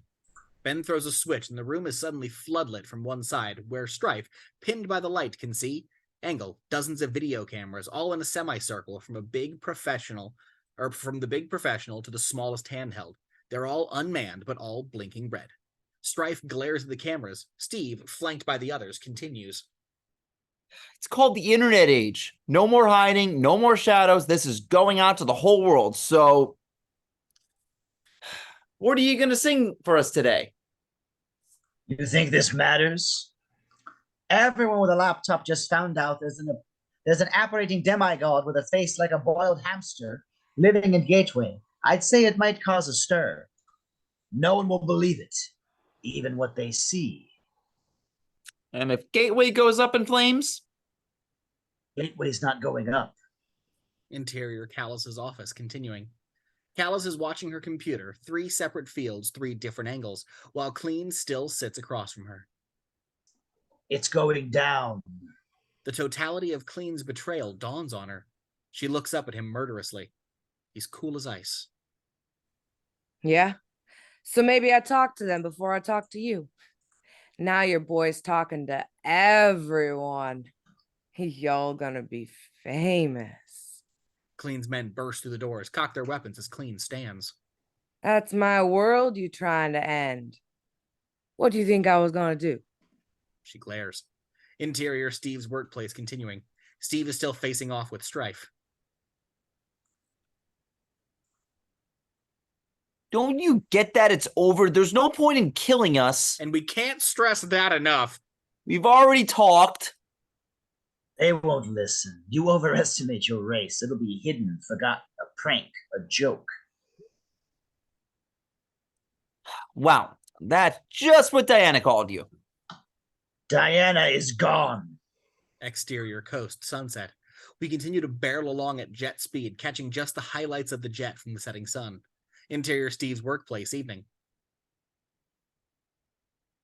It's too bad, because without Diana, there's no one that gives a damn about Strife anymore. Strife pulls out his spear, but does not brandish it. Instead, he bangs the end on the floor with a disproportionately thunderous whump. In response, the earth shakes a little. Steve presses forward as the others fade back. You're the joke everyone will forget, because we only remember the good ones. Whump. A second stamp from Strife's spear. Bring Diana back. Give us a real fight. Don't be forgotten. Be immortal. I am immortal. Whump. And now you will all see. The chimera bursts through the floor right under Strife. It shoots up, the demigod straddling its head all the way through the ceiling and back down, reaching 40 feet high and showing just half itself. Everybody runs. The chimera looks down at them and blazing flames shoot out from its mouth, filling the room and frying the cameras. Interior Spearhead War Room, continuing. Tech 2 is freaking. Actually, everybody is. On various screens are internet feeds, infrared aerial cams, all showing the same thing.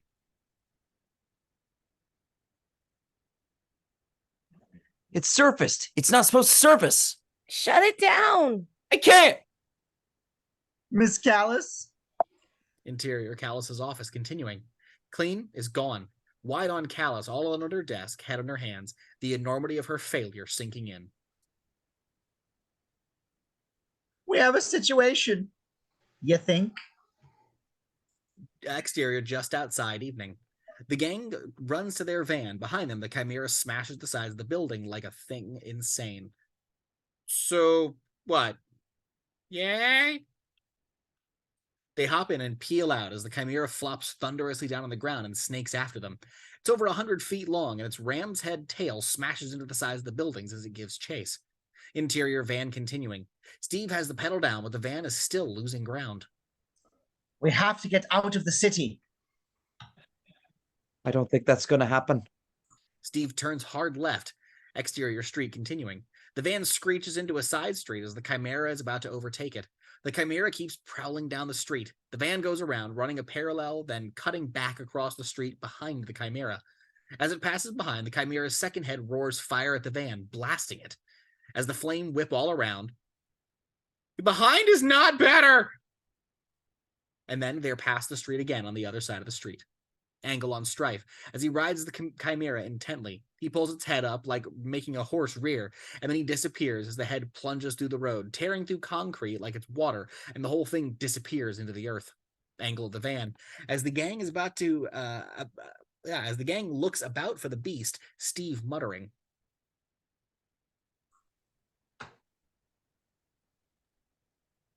Where'd it go? Where'd it go? Where'd it go? If we can get to the bridge. A spear rips through the roof and plunges through Steve's arm. He cries out in pain. Sully's screaming, too, as the van swerves and the spear goes back up, plunges back down, this time getting Griffin in the leg. Angle atop the van. Strife pulls the spear out and again just digs his hand into the front of the roof, starting to tear it off.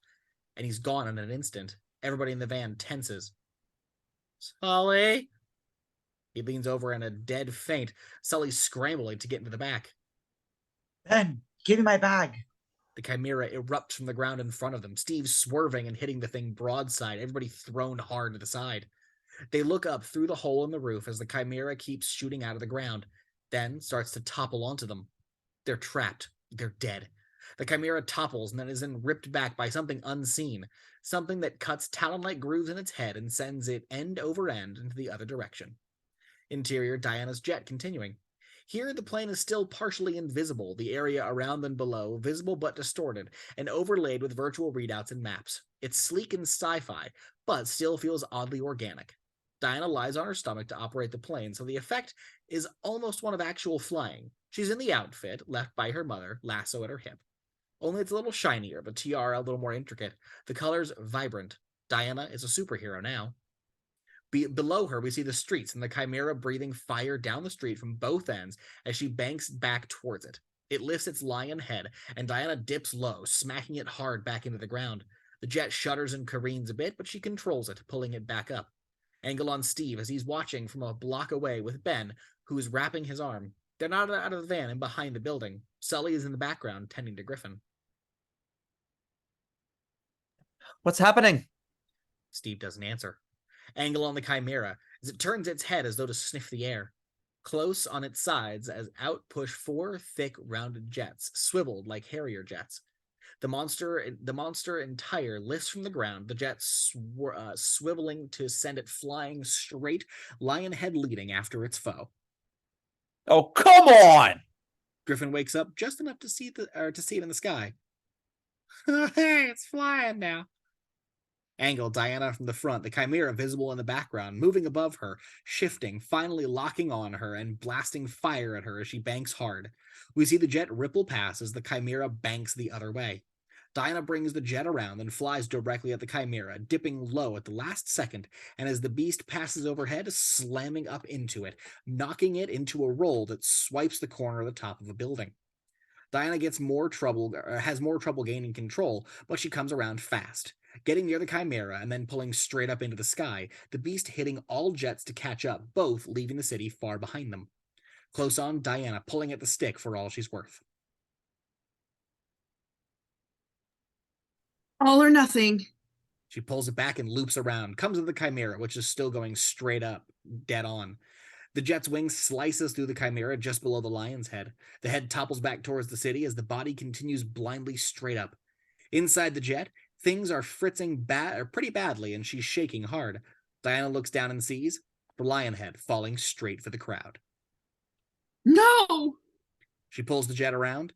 Angle on the street as people scream and scatter, the flaming head plummeting like a meteor. Diana takes the jet under it and takes the hit, the head rolling off of the back and onto the streets just as it clears, the jet skidding to the street, finally hitting Steve's van and spinning it out, slicing into the side of a building and settling amid the smoke. Angle, Steve has followed its unseen course with confused wonder. He starts for the smoke, drawn to it, seeing a figure emerge, silhouetted in the smoke, but unmistakable. Diana! She stops, seeing him, relief on her face. He breaks into a near run. Bonk. Goes right back on his ass, having hit his head on the invisible wing. What? Ow! The hell? She reaches him, squats as he sits up. It's my glider, my jet. It's invisible. I'm sorry. You have an invisible jet? Where's Strife? Somewhere near you. You have an invisible jet. Yes. I thought Amazons didn't have modern technology. That's because you couldn't see it. Huh? Angle on the Chimera. As it continues shooting up, the ram's head trailing at the bottom sparks to life, eyes narrowing with intent as it takes over. The engines stop and spin around. The monster bullets down through the clouds towards the tiny city space. Angle on the street. Diana is moving forward, looking up. I've got to keep that thing in the air. Can you get these people off the streets? Steve, I'm trying to tell you. I'll try, but I'll try. You know, I kind of made the big monster come out. Yeah. Who else? Diana, everything I've said to you, The Chimera roars overhead, spewing fire at them and everything in sight. Diana pushes Steve down and out of the way. Clear the streets. She runs to the top of a burning car and leaps up 2 stories to a fire escape, swings herself on. As she whips the lasso up to latch on higher. Now he wants to talk about his feelings. Angle on the rooftops. As Diana comes leaping into the frame, landing on the very edge of the nearest roof and running along the edge, the camera moving with her as she leaps from one roof to the next, then coming behind her and slightly above as she approaches an intersection and jumps into midair. The ground 7 stories below, and the Chimera roars through frame, Diana landing right on its back. She hits and rolls back with the Chimera's momentum. She grabs a piece of it and holds on, getting her bearings as the Chimera shoots it between the buildings, occasionally spewing fire at the street. Diana whips out her sword and plunges it into the creature's back. In response, various arms designed for hacking and sawing open up from the body and respond, Diana slicing or kicking them off. A hatch opens up near the top of the neck and a swiveling gun pops up and fires nonstop. Diana deflects. So tired of guns. Finally aiming the bullets back at the weapon and destroying it. The moment she does, the wall of a building dips in at her, and she goes flat as bricks and dust pummel her. The Chimera is literally trying to scrape her off. Angle on the street. Debris from the building comes crashing down as Steve and Ben are trying to herd people away. They are either frozen in panic or looking up. Come on, move! Nothing to see here. Listen to me. Suddenly, 3 Humvees come screeching around the corner, avoiding the flaming wreckage and crashed cars. In the passenger seat of the front Humvee, a convertible, stands Clean. He pulls up beside Steve. I thought the plan was to save the city. We got to get people out of the city or underground. I can't budge them. Clean hits his lieutenant, who's been listening, on the shoulder. He runs back to spread the word as Clean reaches into the Humvee. He pulls out an automatic weapon and fires it into the air. A couple of his men do the same. Get off the fucking streets! People listen. His other Humvees pull out to do the herd detail. Clean fires again.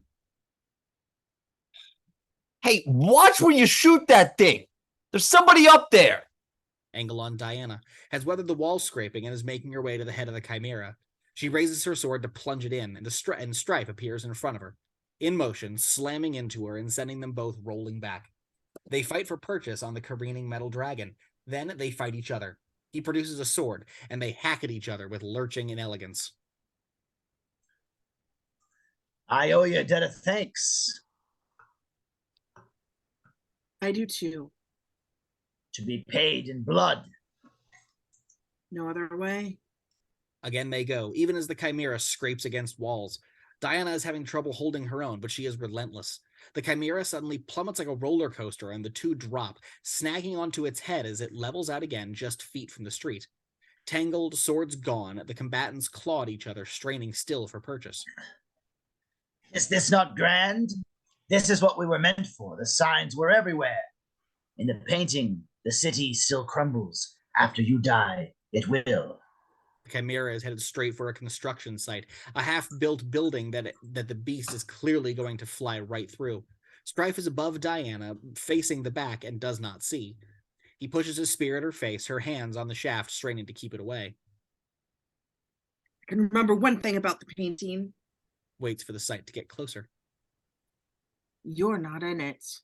At the last second, Strife looks around, and Diana unexpectedly rolls him off the side, grabbing his spear and dropping him as she catches his foot with her lasso. The chimera goes through the scythe, and instead of hitting a steel beam, Strife is dragged through tons of concrete steel glass, the bottom finished half. As Diana has the spear stuck in the chimera, uses all of her might to hold on to it, until her rope recoils back to her, no Strife on the end. She climbs to the top and pulls the spear out.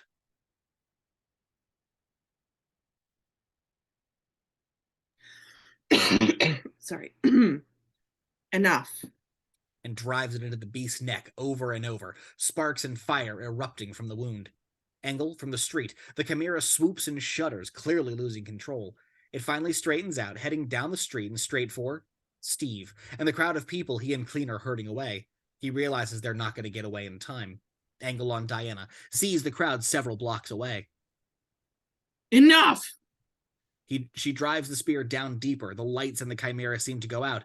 Then she grabs the horns and pushes the head down to the ground, then up at the last second to slide along the street on a crash landing that tears pavement for 4 blocks before it stops, just 50 feet from the crowd. The dust settles and everyone stares in awe. A moment and the head lifts. People move back and Klein levels his machine gun at it. Then the head lifts more, rips, and Diana holds it above her by the horns, arms up in a warrior's victory stance.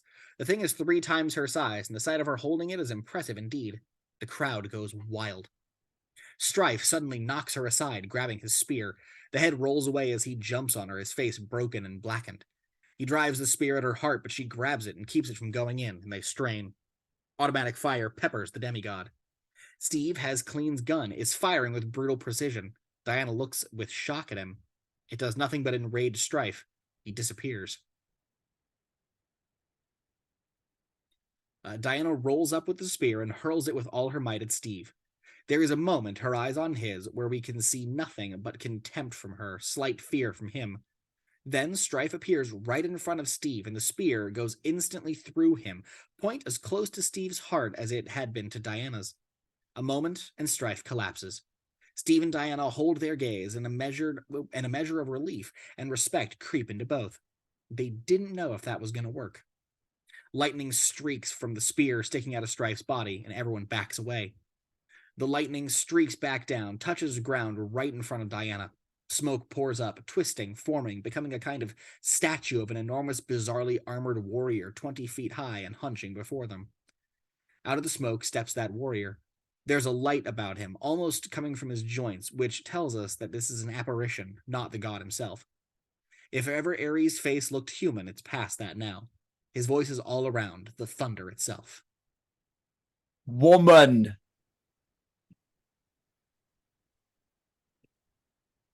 Ares.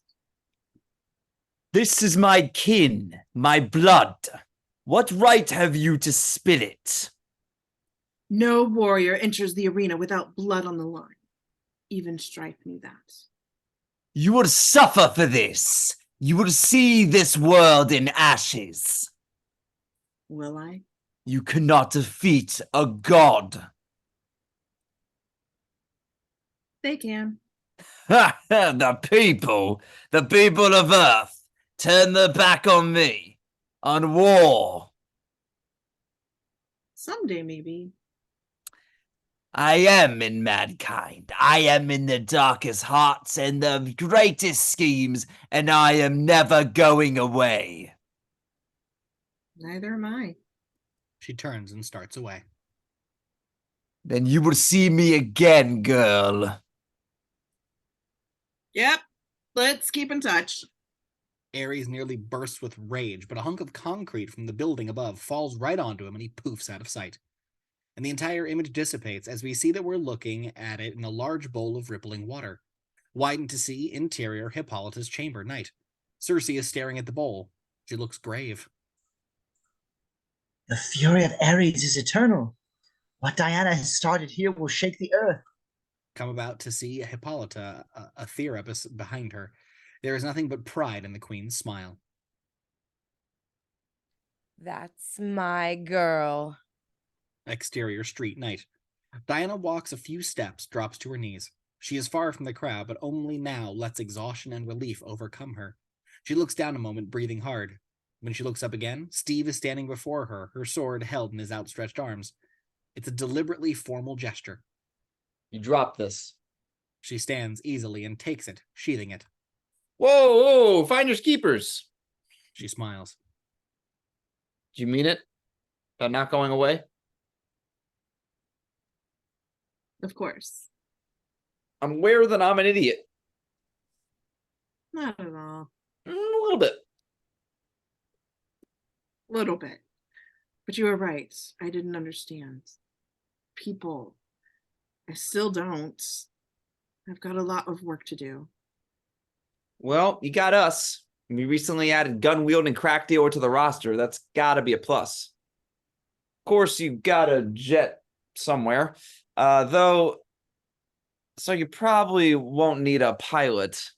She pulls him into the kiss of his life. After a good long while, they part. Whole life on an island with only women, and you can kiss like that. It's an interesting story. It can't possibly be as good as the one I'm making up right now. You sure about that? He smiles, defeated. They start off towards the others. So what happens now? Exterior Greece, afternoon. We fly above the beautiful city, frame up on an ancient temple sitting on the edge of a cliff. As we see it, the invisible plane whooshes through the frame, rippling the visual. Exterior temple a bit later. Diana is kneeling before a statue of Athena. This one is small and worn with age, but it's recognizably her. We find Steve standing on the edge of the temple by the cliff, waiting. After a time, she gets up, walks by him to the cliff's edge, looking out at the sunset. It's not what you're used to. I still feel her here. Athena? What'd you say to her? I'll tell you one day. She puts a toe out over the cliff. Whoa, wait, Diana, the jet's over there. Or there. I know. I've been thinking about gliding, about reading the wind on my own. It would be useful. Reading the... Okay, you're a hell of a woman, but Diana, you can't fly. She throws a look over her shoulder, that neophyte incomprehension with a little ironic smile underneath. Can't? Blackout. The words Wonder Woman hit the screen. The end. And that was... I don't know if that was a decent movie, but it was a movie. I'll say that. Thank you all so much for joining us. And, well, we'll see you at the next one.